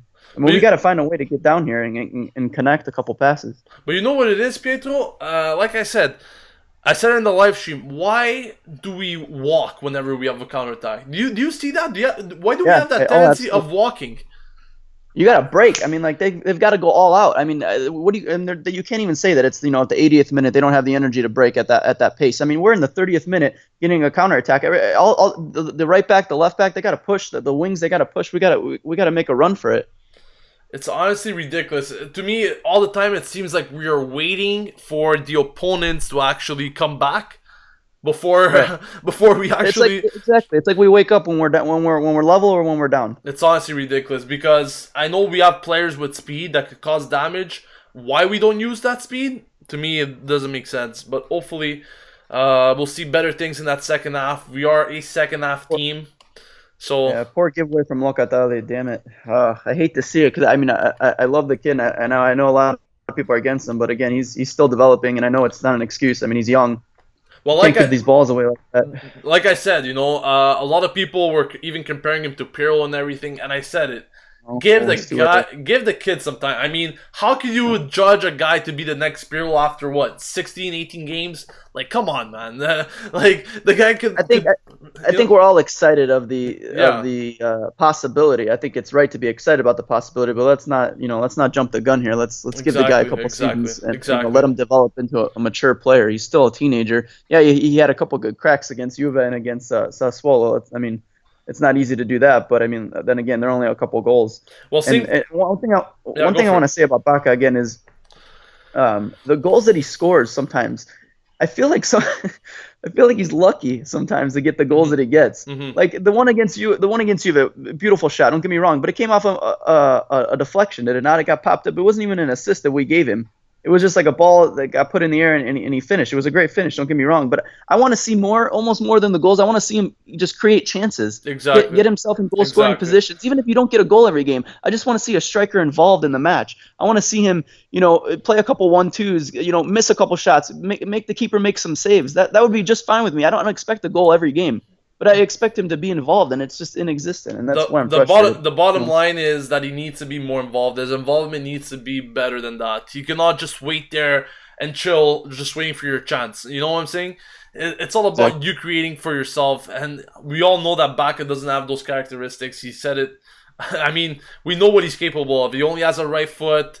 Whenever he has to make a pass with his left, he always tends to do it with his outside. Like, come on, man. You're getting paid like all that money, and you still cannot have proper qualities. To me, I don't think it's gonna change. Unfortunately, that's the player that Bacca is. I would like to interchange. I would definitely hope that he changes, but I think we pretty much seen the deal with Bacca. And let's just find a way to get us to Europe. This team could just get to Europe, and then we can make big investments in the summer, and we can get a decent amount for him, and then invest it. Same here. I mean, there were lots of talks considering his departure already last summer.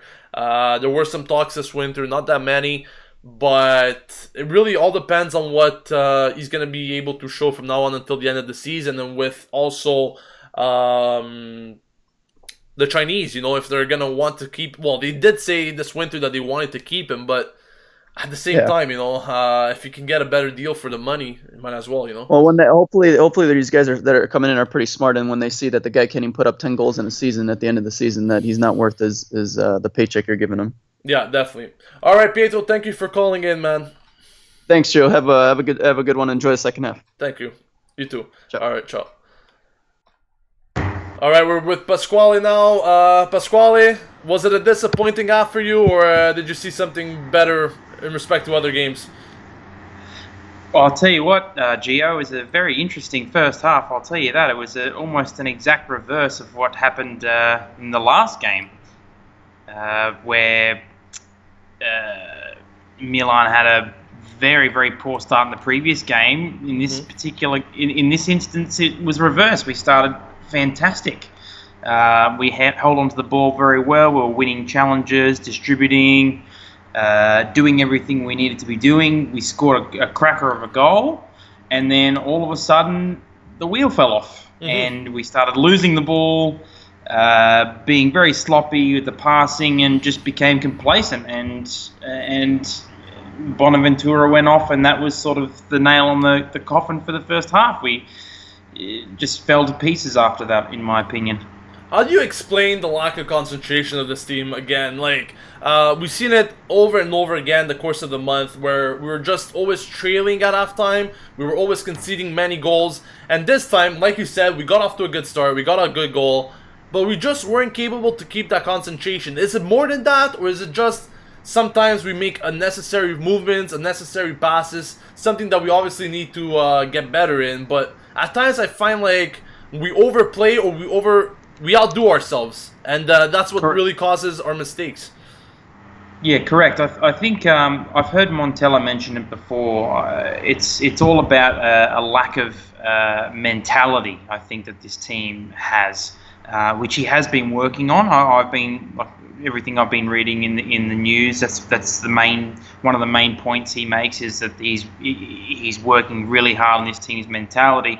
If you can remember a couple of years ago, in terms of staying in the game and concentrating for the entire game, it wasn't happening. I mean, you can certainly say there's been a big improvement this season, but in terms of this particular match and against this opposition, we should be a lot better than this. This is for sure. And I've said it all throughout the game so far. I said it. If we don't win this game, it's gonna be because of us. I don't think Udinese is a team that.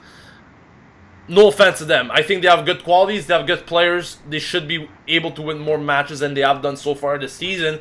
But when you compare the two teams, I think Milan, outright needs to win this match. They cannot just settle for less. And the approach that I saw in those last 5 minutes, just before halftime, I did mention it even throughout that first half. Why we were all defending behind the ball at one point and inviting pressure from Udinese, to me, it's completely confusing. Stupid. It's stupid. Yeah.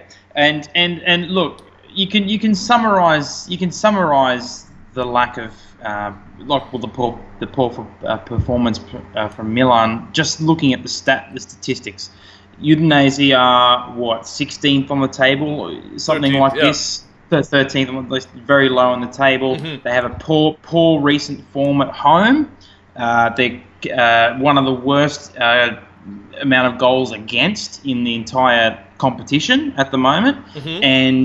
And Milan have turned up and are sitting behind the ball. What is going on here? It doesn't make sense. I'm dumbfounded. I don't understand the tactic, to be honest with you. Milan should be pressing and playing high up the pitch and just keeping Udinese in their own half, not sitting deep in their own half and playing like a bunch of scared girls, to be honest with you. Yeah, pretty much agree with you there, Pasquale. What do you think is the key to the second half for Milan? How do you think we can get a win out of this? Any thoughts? Yes. I'd love to be the coach right now, certainly. The first thing I'd be doing is I'd be substituting Baka. I'd be making the change there, and I'd be bringing Lapadula on straight away. Mm-hmm. Reason being is against this team, you need somebody who, as I said, who's going to press high and put the pressure on the other team. Mm-hmm. And Baka is not doing that. He's just not. And every time he's getting the ball in dangerous areas, with the lack of useful possession we've had in their half, he's just not taking the opportunity. And how many times have you said it, has everyone else mentioned in the comments, with that particular position and with Baka, how many chances he's been given, he's not taking advantage, and it's honestly, it's getting on my nerves. Completely agree with you there. Completely agree with you there. All right, Pasquale, the second half is about to get started, so thank you for calling in. I'll be chatting up with you in the comments, and let's hope we get this win. Fingers crossed. Fingers crossed. All right, take care, Pasquale. Cheers. All right, you heard it there. Lots of great insight from both Pasquale and Pietro at that halftime. If you guys didn't get a chance to speak, rest assured, because you'll be able to do that after the game in our post-match review. Just setting up the audio for you guys again from the Dacia Arena, where we are just seconds away from the kickoff of the second half. But I think Pasquale pretty much summed it up perfectly there. We need more pressure in the second half. Unfortunately, it's really been the case where we haven't been pressing our opponents enough, and Udinese is not a team that is capable to keep a good deal of possession. If we do press them a lot, they will lose possession, and that will work towards our advantage. Why we haven't been doing it? Simply, I don't know. But we need to do a lot better. We are a second half team. Hopefully that's the case again today. But to me, what we saw in that first half cannot repeat itself, at least for the latter part of the first half. Because we did play a very good 10-15 minutes, but as usual, it's not enough that you're playing 10 to 15 minutes of good football in a Serie A match. You need to play with full continuity, with full consistency. You cannot just afford to play for a few minutes as you should. The second half is underway at the Dacia Arena. Once again, Milan is playing from left to right, attacking from left to right, that is. And Milan's gonna want to get off to a good start in this second half. Just like we did in the first half, I think it's important that we do exactly that. But we need to avoid making mistakes. I think we made way too many mistakes in terms of possession. Once again, the story pretty much repeats itself. The consistency in the passing has been really low. We haven't been capable of making continuous passes. It tends to be that every time we do involve ourselves in a series of passes, we just lose possession right afterwards. And we need to do a better deal at keeping the ball and just not giving it away cheaply. This also would frustrate the opponents more, I guess, because the less they see of the ball, the better it is. Let's see what Milan can do in this second half, but I'm hoping for some good things. Like I said, we need to get the win at all costs. We cannot afford to drop more points tonight. The 3 points are mandatory. Let's hope for the best. As usual, make sure to leave your comments in the comment section. Let me know what you guys think. What should Milan change? Who should come on? Should Montella make some early substitutions? Let me know all of that.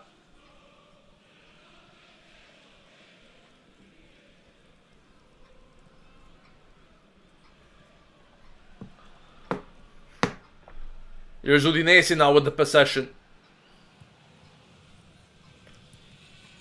The teams have been still studying themselves in this start of the second half. That's a poor pass from Udinese. Like I said, sometimes all it's needed is a little bit of pressure to throw them off. That's all it's needed. Just gonna get offline here on Skype. You guys could call in after the game in our match review.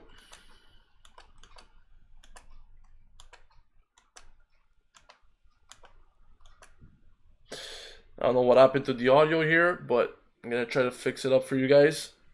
Here's Udinese meanwhile. Another cross sent in. Defended by Milan.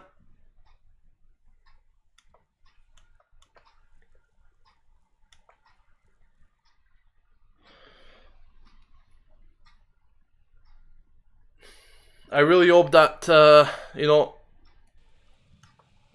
Milan gets an early second goal here, because we definitely need it. I just fixed the audio for you guys. Hopefully you guys hear it. Everything's good.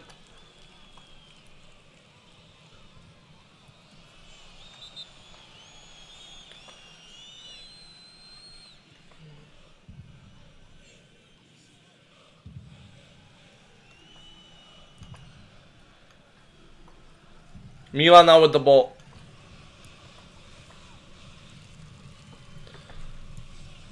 Once again, I would like to remind you, for all the new people coming in, that Bonaventura was substituted in the 25th minute due to an injury after scoring a goal in the opening 10 minutes. I hope there's nothing serious in him. If you guys have any reports of his conditions, if you know that he's doing better, let me know.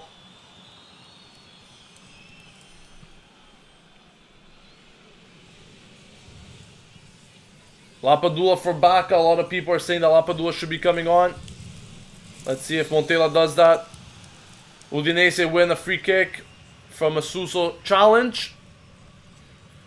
I'm expecting Udinese to really close themselves in the back in the second half. I'm pretty sure they're confident that they could go for a win as well, but I'm not sure if they're willing to risk more than they have in that first half.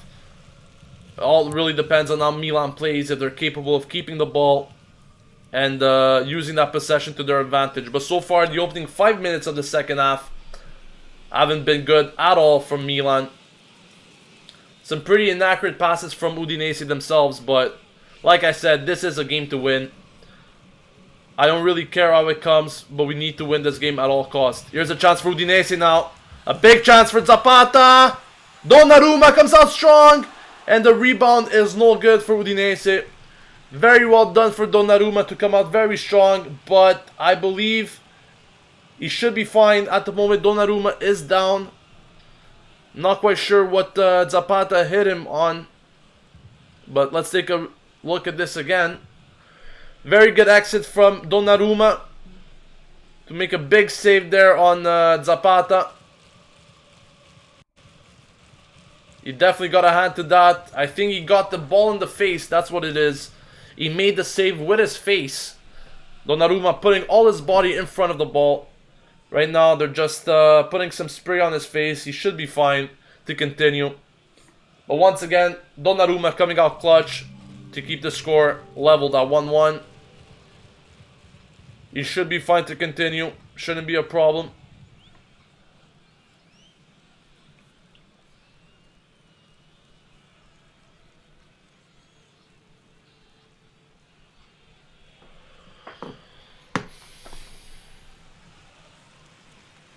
Once again, as a keeper, sometimes it's important to put your full body in front.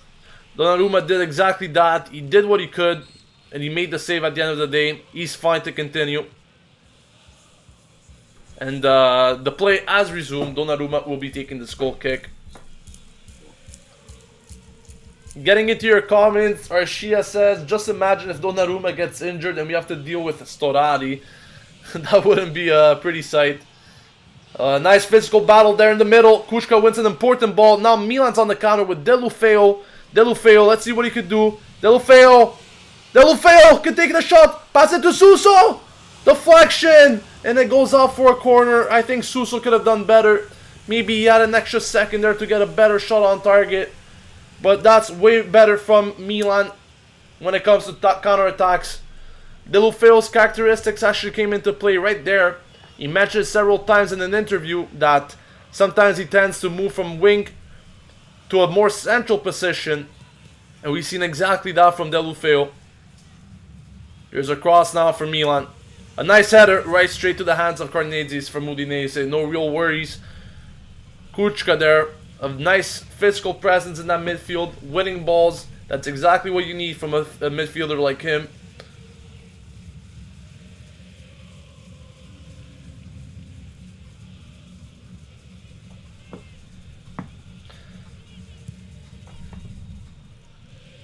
Finally, some chances in the second half for Milan. Like I said, if we could keep the ball better. And that's another stupid giveaway for Milan. Abate, what's he doing? Abate. Oh man, that was a risky movement there. Or was it Paletta? Not quite sure, but these giveaways have to stop. So many poor passes in the back. And that's exactly what happened with Locatelli. With his pass in the first half where Udinese got their goal from. We have to avoid making such passes. Here's Udinese now with a big chance. Zapata, he gets fouled. Zapata gets fouled. Abate says there's nothing in it, but the referee doesn't agree. There's a yellow card given to Romagnoli, and he becomes the second player in Milan's book after Pasalic.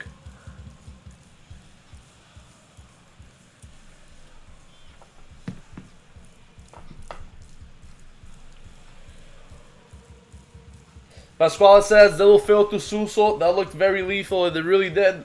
That's definitely a solution. Because Deulofeu has those tendencies. He said it himself. Sometimes he tends to move into a more central position from the wing. And that's where he could cause more damage. He said it himself. I think we've seen some glimpses of that today.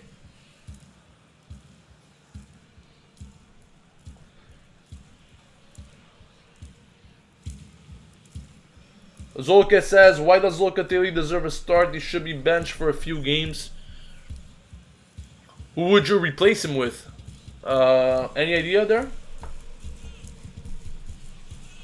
Christy says, just put Deulofeu at striker. Yeah, maybe he could do better.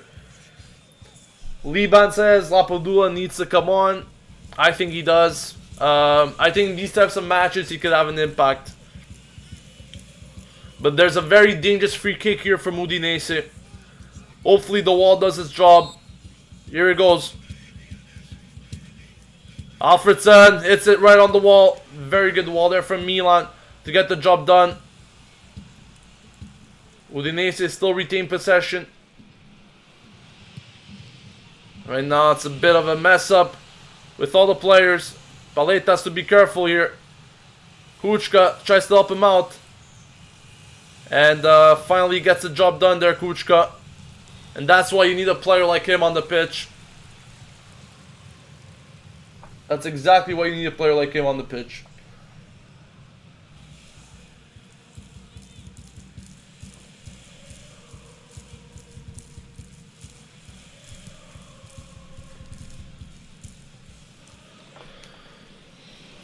Here he goes. Milan once again on the counter. Deulofeu.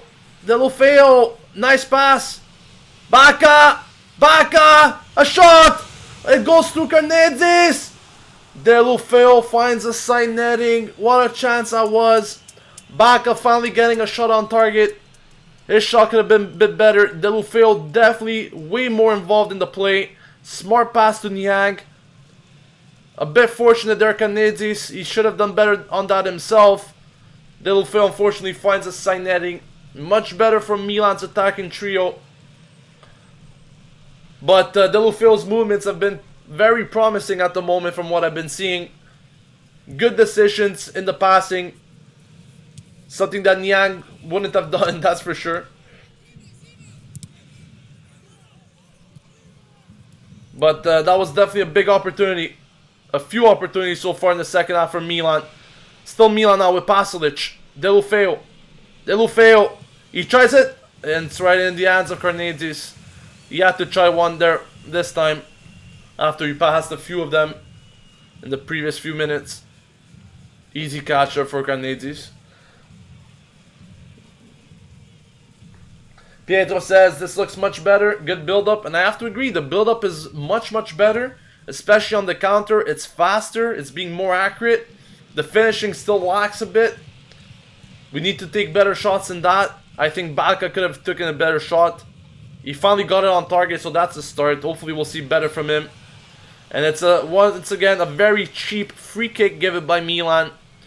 Not in the most promising positions for Udinese, but when you have 3 guys on 1 player, you're expected to take the ball and not the man. Milan instead take the man and award Udinese a free kick.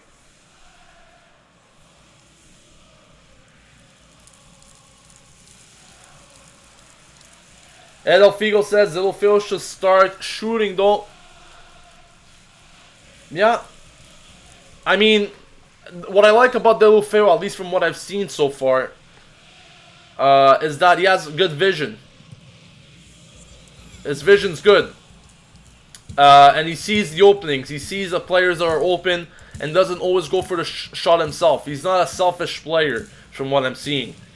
To me, that's a good sign. Because sometimes it's good to pass rather than shoot. And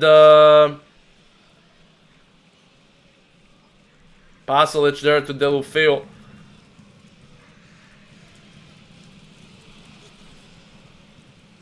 Udinese regain possession as we approach the 60th minute. That ball was out and it's going to go out for a Milan throw.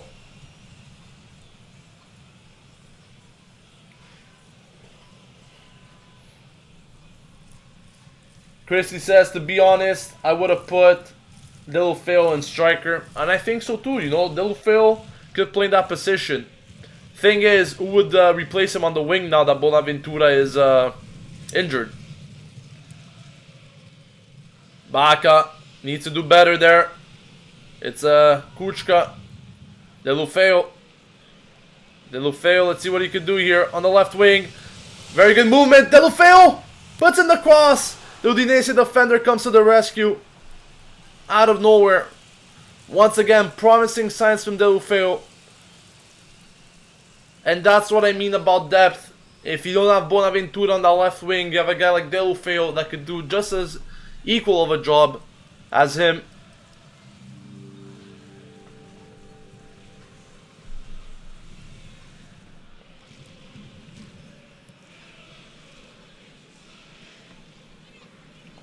We have currently passed over 100 likes, guys. Once again, thank you all for the support.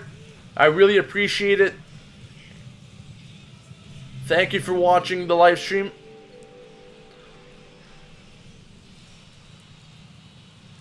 Delufeu working hard to regain possession. And just look what a bit of pressure does to that. Milan, definitely the better team in the second half, as we normally do. Here's Suso. Can he get the ball? He does. Suso puts in the cross. Was that a foul on Milan? The referee says nothing. Still Suso. Suso. Oh, that's beautiful dribbling there. Finds Abate. Oh, ref, that must be a yellow. That must be a yellow. That was an awful challenge on Locatelli. And it is a yellow card awarded to Samir from Udinese. Terrible challenge there on Locatelli. He gets back on his feet, and Milan have a very promising position here to get a goal.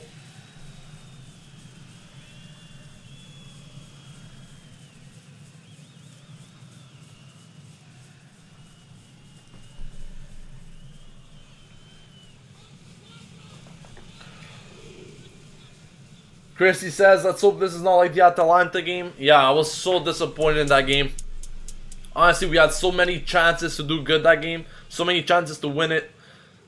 And unfortunately, we just weren't good enough to win it. But here's a very, very big chance for Milan. Not the closest of free kicks. But let's see if Suso could work his magic here from a dead ball position. Suso on the ball, just waiting for the referee's whistle.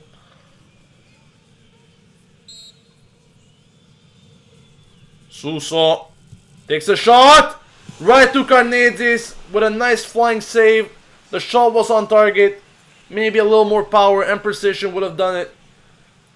But that was a very great shot from Suso to force Carneades in the save.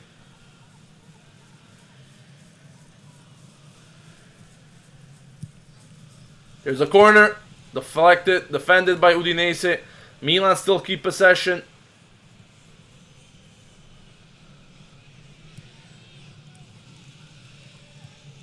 Oh, that's a very smart run. Unfortunately, Deulofeu could not keep it in. And finally they switch sides. Suso and Deulofeu, that is. Deulofeu was kept on the right wing for a second. Frank Antelope says, Gio, do you think with the arrival of Deulofeu, Bonaventura should go back to a midfield role? He has great creativity and can easily play a decent pass. Definitely, I think that could contribute to a better attacking play for Milan. That's definitely a possibility. I don't see the reason as to why Milan shouldn't be doing that. At the same time, maybe sometimes Montella will want to keep a player on the bench like Deulofeu just to bring in some fresh legs to have a better impact. But I definitely agree with the fact that Bonaventura could be in the midfield and Deulofeu on the wing. Abate forced into another foul there against Samir.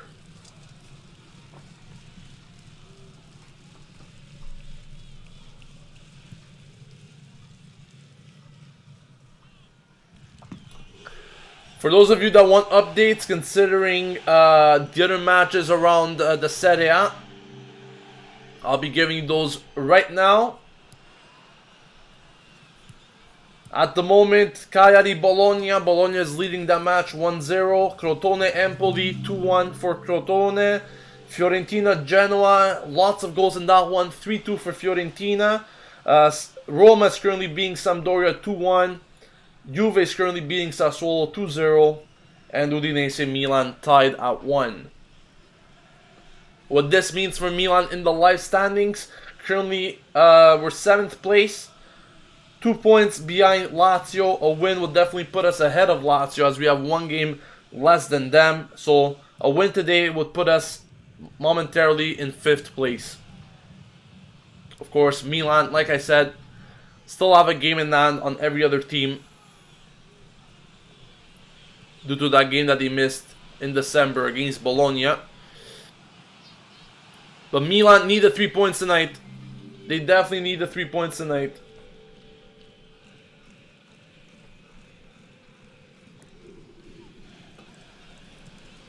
Here's Deulofeu. Deulofeu, can he put the ball in? Loka. Kuchka now. Tries a shot himself. It's way over the net. Good try from Kuchka. He has a good shot, but that was really one to forget.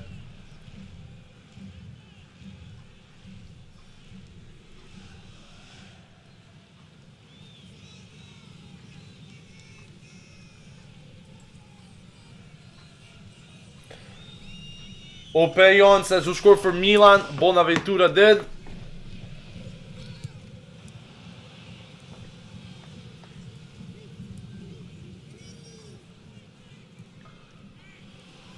Milan with another interception. Deulofeu. Here's Milan. Can we get something here? It's a shot. It's going to be a corner. That's better from Pasalic to get into those positions and even win corners. It's what we need from our midfielders. This one they played short, Milan on the corner. And let's see if we can get anything out of it. Some good pressure there from Udinese, and Milan's forced to play all the way back to Donnarumma. Not the best of passes there from Donnarumma.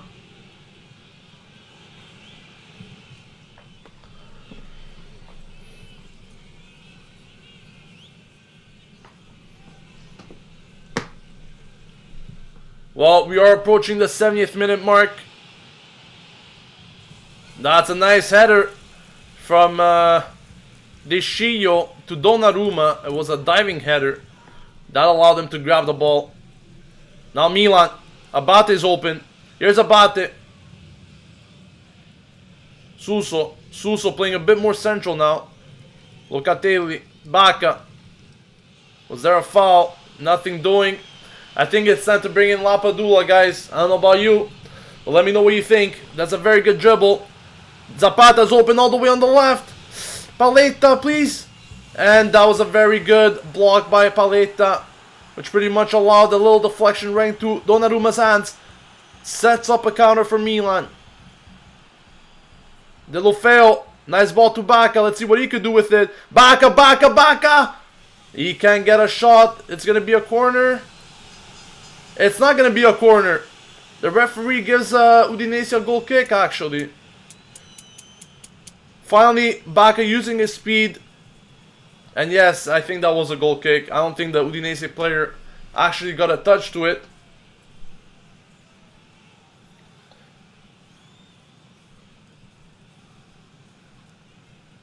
Shia says, we got to score a goal as soon as possible. Can't come out of every game dropping points and keep saying, yeah, we played good though in the second half. And I completely agree with you. At this moment, I could care less how we play. We could play shit, we could play good. What's important is the 3 points. At the end of the day, people will remember the 3 points. We don't really, they won't really give a shit about the performance. We need the 3 points here. Here's Udinese. Whoever scores the next goal will be really crucial. Milan need to get it. Abate. Abate needs to do better passes there. That was Kuchka though. Kuchka apologizes to the rest of his teammates.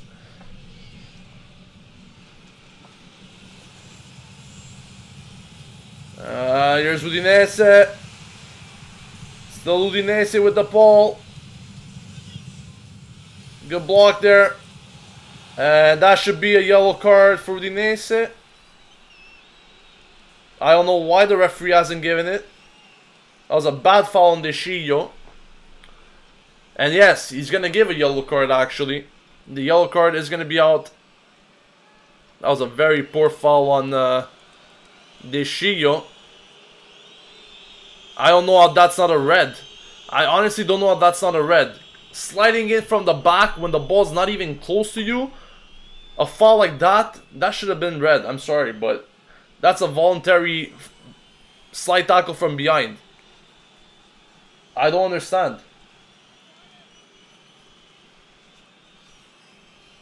De Sciglio's down now, but to me, that should have been a red. I'm sorry, that's a slide tackle from behind when the ball wasn't even close to De Sciglio. Well, Bacca's coming off. Lapadula is on. Finally, the change has been made. Disappointing to say the least from Bacca. He did get some decent chances, but he should have done better all along. Lapadula now, 20 minutes to make his to prove his worth. He's been known for his late goals. Let's see if he could score one again tonight. Udinese also will be doing a change.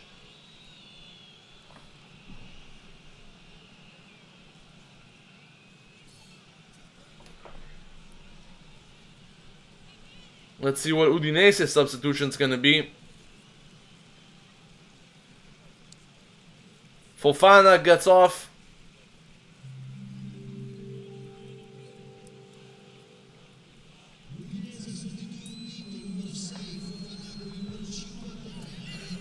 Giving you some live score updates from the other games going around in the Serie A.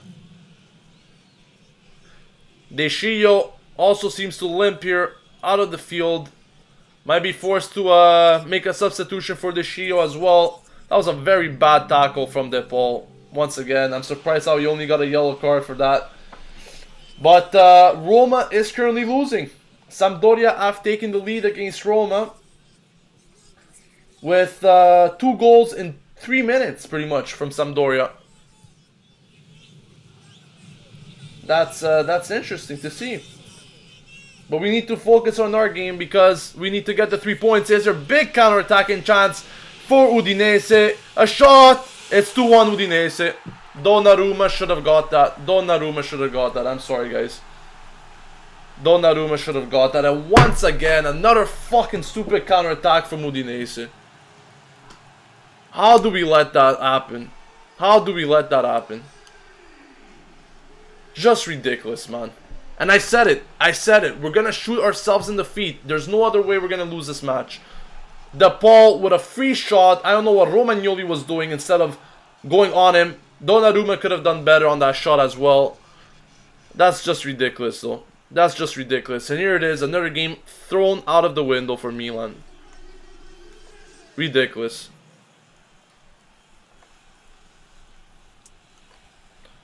No words. Speechless. Speechless. Meanwhile, Vangioni came on for De Sciglio. And that sums up the substitutions for Milan.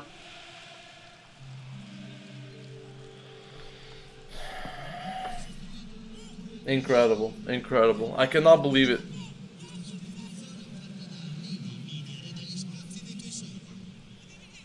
I honestly can't believe it.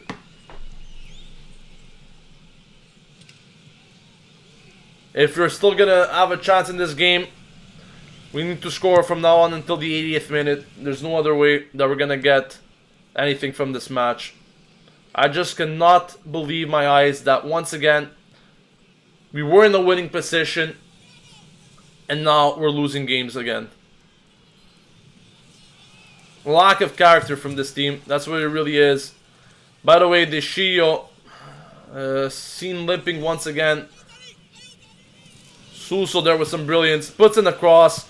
Can he find a Milan player? It's right in the hands of Carnezis. I don't know if Paslic got a touch of that.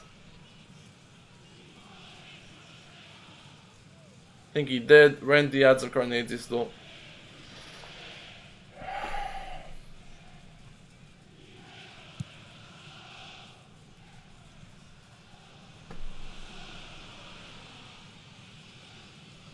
Udinese now.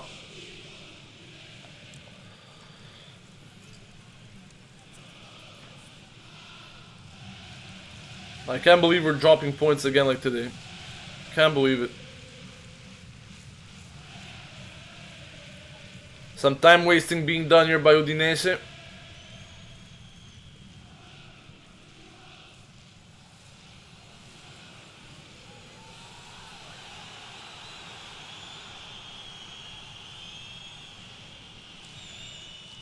Let's see what you guys have to say in the comments.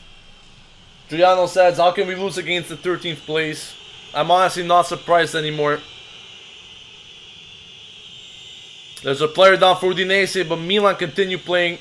Suso with a more central position. Puts in the cross. It doesn't go over the defender's head to find Deulofeu. Deulofeu is asking for the pass now. He finally gets it. Milan still keeping the ball. Simply not caring of Udinese being down a player. Finally the ball is being sent up here. I think Zapata's gonna get to it. Udinese keep playing. That's clean challenge. That's a clean challenge, ref. Incredible. How can you call that a free kick? That was a clean challenge there from Kuchka. Ridiculous. I think he just wanted to stop the play there, the referee. How's that even possible? And now he's sending someone out. He's sending someone out, the referee. Who is it? He's sending Montella out. I think Montella has been thrown out of this game. Maybe not. We'll see what happens. That's just ridiculous from the referee. Just ridiculous.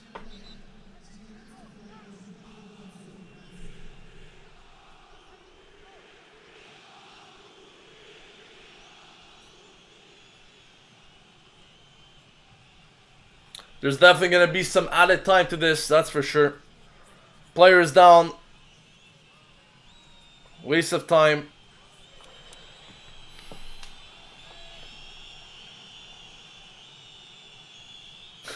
Some of you guys are just amazing, honestly. Arshia says the Montella gets sent off. Well, initially, I think the referee has given him a warning.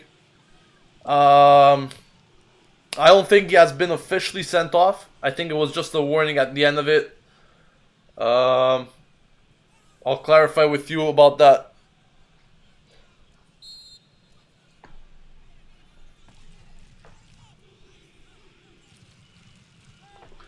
How's the game going, says Franco? It's not going good, as you can tell by the result.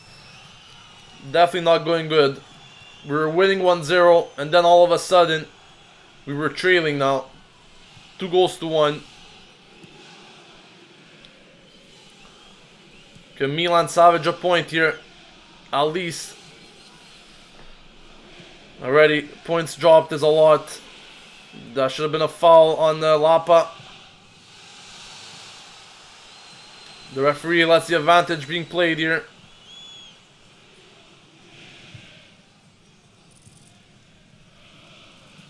Udinese now doing a way better job at keeping the ball than Milan.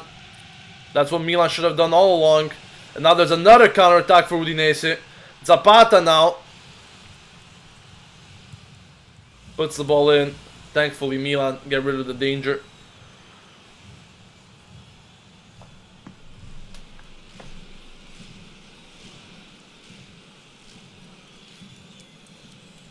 Once again, the 3 substitutions have been made for Milan. Nice pass there from Lapadula to Delufeo. He has to kick it off for a throw though.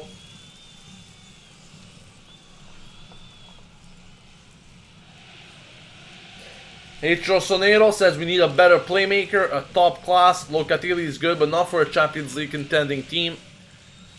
Well, I wouldn't really call ourselves a contending team for the Champions League, but definitely for the Europa League.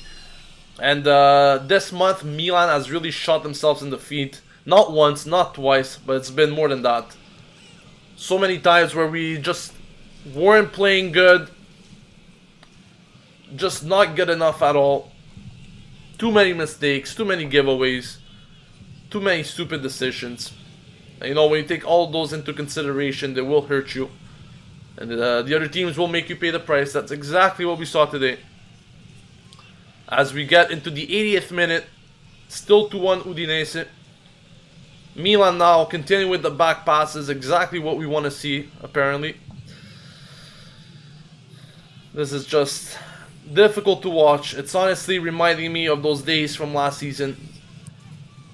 Those ugly days of last season. Romagnoli now, back to Donnarumma, and it's the usual passes back and forth from the defense to Donnarumma. Udinese putting good pressure. They're doing their job alright. Milan instead prefer to walk around the pitch, especially in the first half, and invite movements from Udinese. And they can only blame themselves. I said at the beginning of the game, if you lose this game, if you drop points in this game, you can only blame yourself. There's no other explanation. Change of sides here, all the way to Abate. Suso. Suso being pressed. Wins a foul, wins a free kick.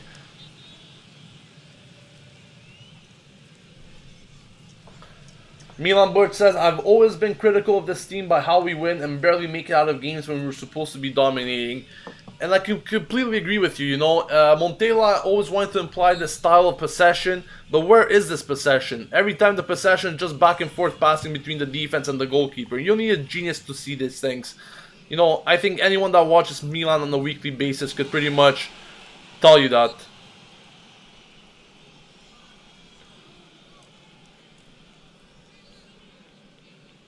Chrissy says, how many matches would this be without a win in the Serie A? It's going to be the 3rd match.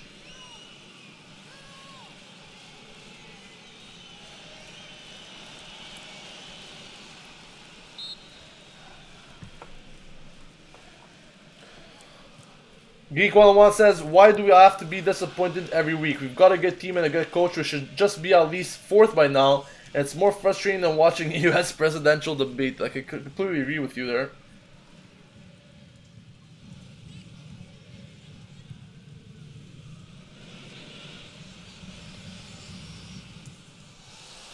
Well, Udinese keeps it in there. Still Milan though. Can he get a shot? He doesn't.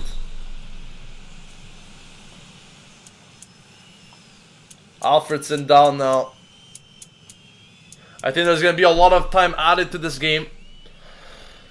Could almost guarantee you with all these injuries and stoppages, I think 5 minutes of added time are a must, at least in this game. Good chance there for Milan.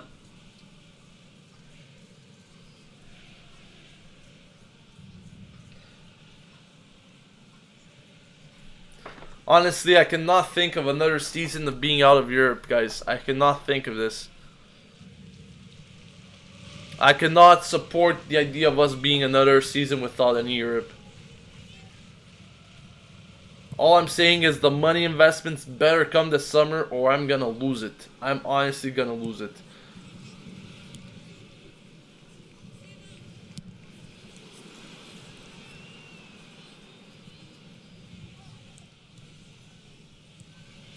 Udinese now still with the ball. Very well done there by Abate to win the ball.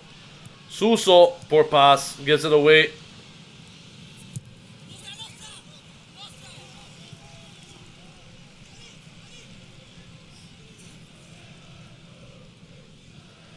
Franco says, you guys cannot blame Montella for this. We're not going to attack world-class players. Attract, I guess you said. So it's the players to blame. I guess that could be partially true. But at the same time, you know, these players simply don't have the qualities that, I don't know what Locatelli or whoever that was trying to attempt with that pass. That went right in the hands of Carnezis.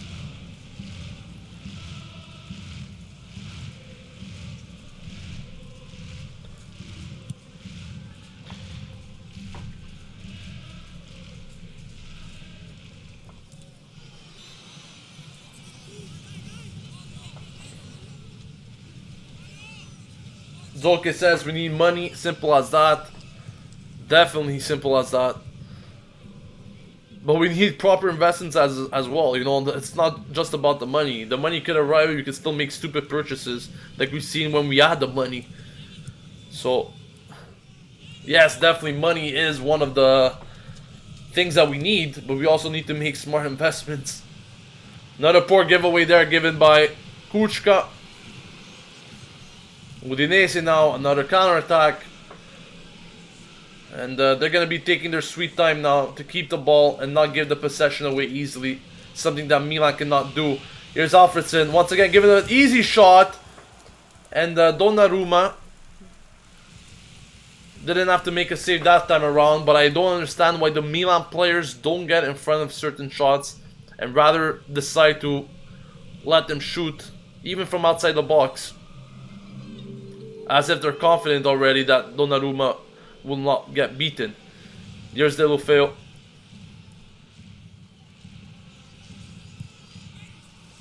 Well, Milan win the corner there.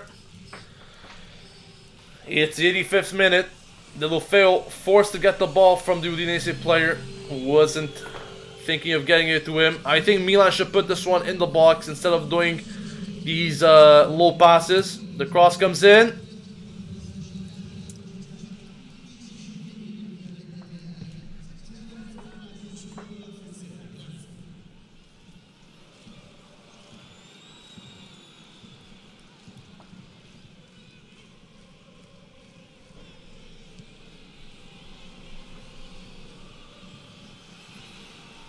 Paletta.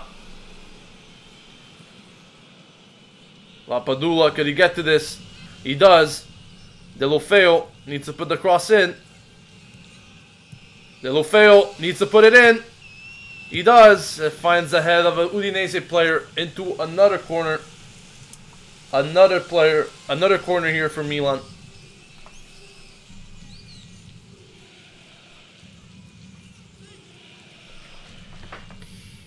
It's taken. Can he get it? He finds the outside post, Lapadula. Lapadula finds the outside. Oh man, what a chance that was. That was definitely the chance to get it for Milan. Lapadula cannot believe it himself. His shot found the outside of the post. What an opportunity that was. To be fair to him, it was a very poor angle. But unbelievable. Lapadula was just a few inches away there from giving Milan the equalizer.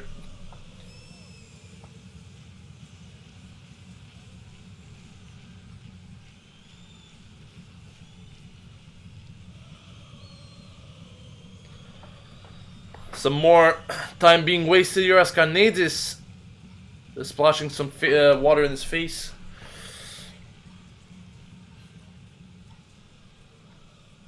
Arshia says, "Where is Dario? The guy's sleeping." he's had a pretty big night last night. I'll just put it to that.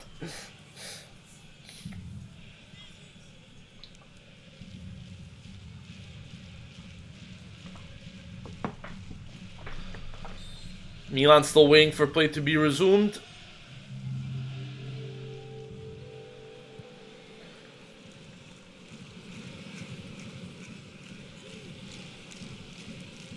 Milan having a slight advantage in the ball possession, 51 to 49.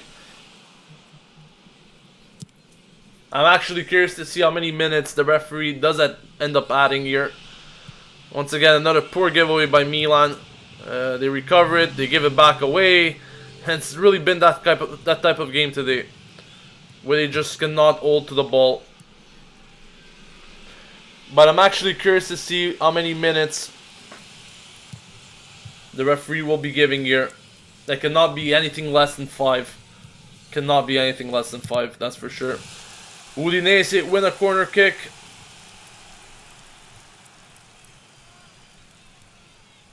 Vanjoni put it out for a corner.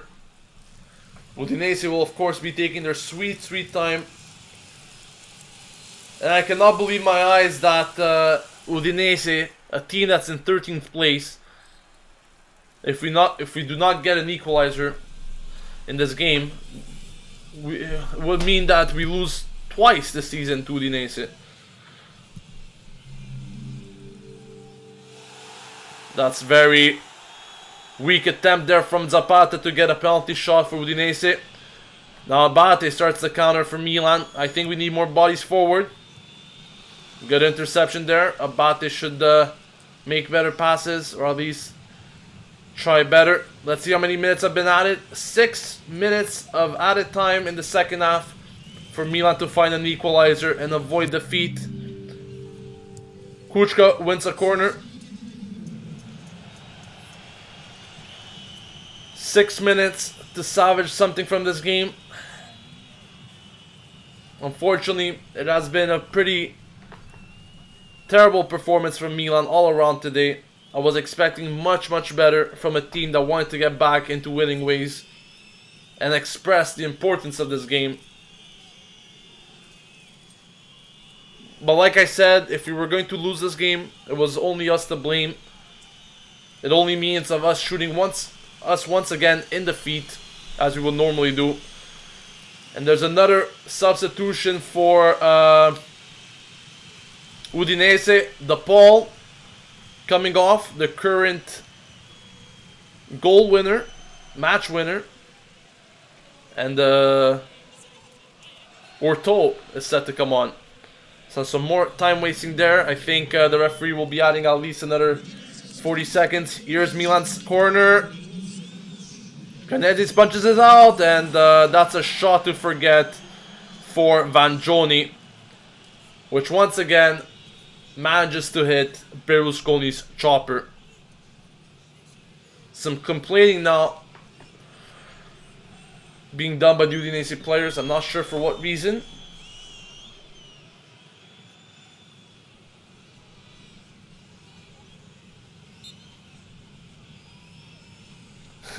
Yes, he was at a big Bunga Bunga party. Chrissy says, at least Joe, you reached your targets. I guess that's always a positive. And with that, I would like to once again thank you guys for coming out today to support the channel and the live stream. We have reached over 11,600 subscribers. Thank you all for once again subscribing and liking the video. If you're not yet subscribed to the channel, make sure to do so if you're a Rossoneri fan, as we post daily AC Milan videos to keep you guys updated with everything going on at the team. We want to do big things for this channel this year, so it's important that you guys support us. Udinese here when they throw.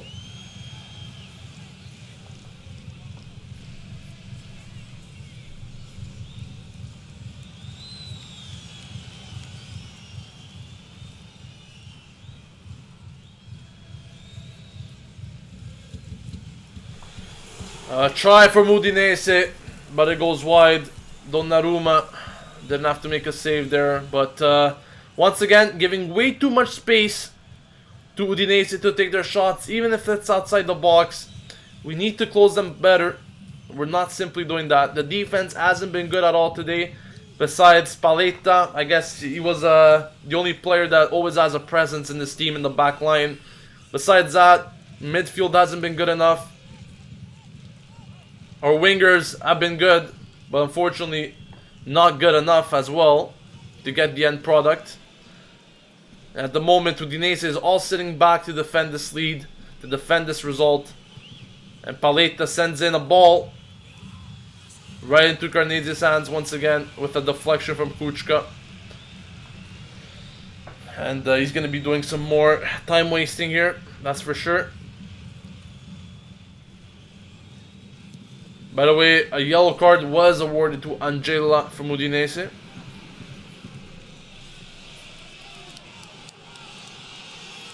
Two minutes left in the stoppage time.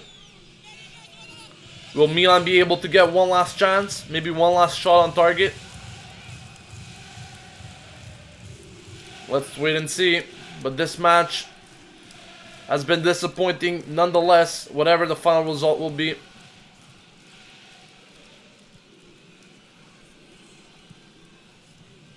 And that's just poor passing there from Milan once again. Desperate passing often leads to stupid movements. And I don't know what Montella has to say to the players in the locker room today, but he cannot be happy with this type of performance. He cannot come out in the press conference and express some sort of agreement with this performance, because to me, this is completely unacceptable. Here's another chance for Zapata now, Duvan Zapata. Udinese still open. Zapata, great save from Donnarumma. I don't even know how he made that save, but that had goal written all over it. What a save that was. Lapadula chasing over the ball. Suso rather. Lapadula tries to feed Suso, cannot do it. Udinese regain the ball. But this has been just disgusting from Milan today. Just disgusting, honestly. How are we playing like that against a 13th place team? To me, it's unbelievable. No excuses, like I said at the beginning of the game. Just no excuses whatsoever for today's performance. Ridiculous to say the least.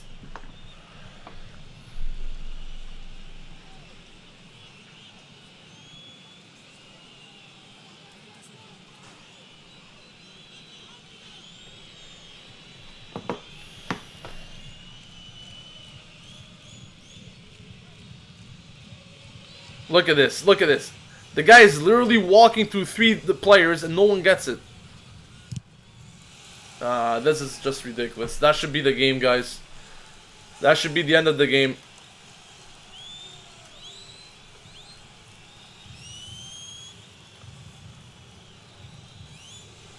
Unacceptable from what I saw from Milan today. Just unacceptable.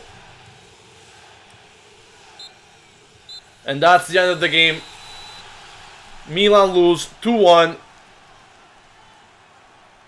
in a very important win for Udinese. Completely disgusting by Milan. Once again, not capable of getting a win. And it's been 3 games in a row now in the Serie A where Milan weren't capable of getting a win. So that wraps it up, guys, for the live stream watch along. Thank you all for joining me for this watch along. Once again, unfortunate result. I wasn't expecting this. I was hoping that Milan would do better, that we would return to our winning ways. But there's still way too many problems in this team, way too many problems to talk about. But that will all be done in the match review, which will be starting in just a few moments here on the channel. So make sure you stay tuned in for that. So once again, subscribe to the channel to stay updated with all our videos coming up. And don't forget that you guys can also call in on Skype for the match review if you want to have your say considering our performance. Thank you for joining me once again. Final score, Udinese 2, 1 AC Milan.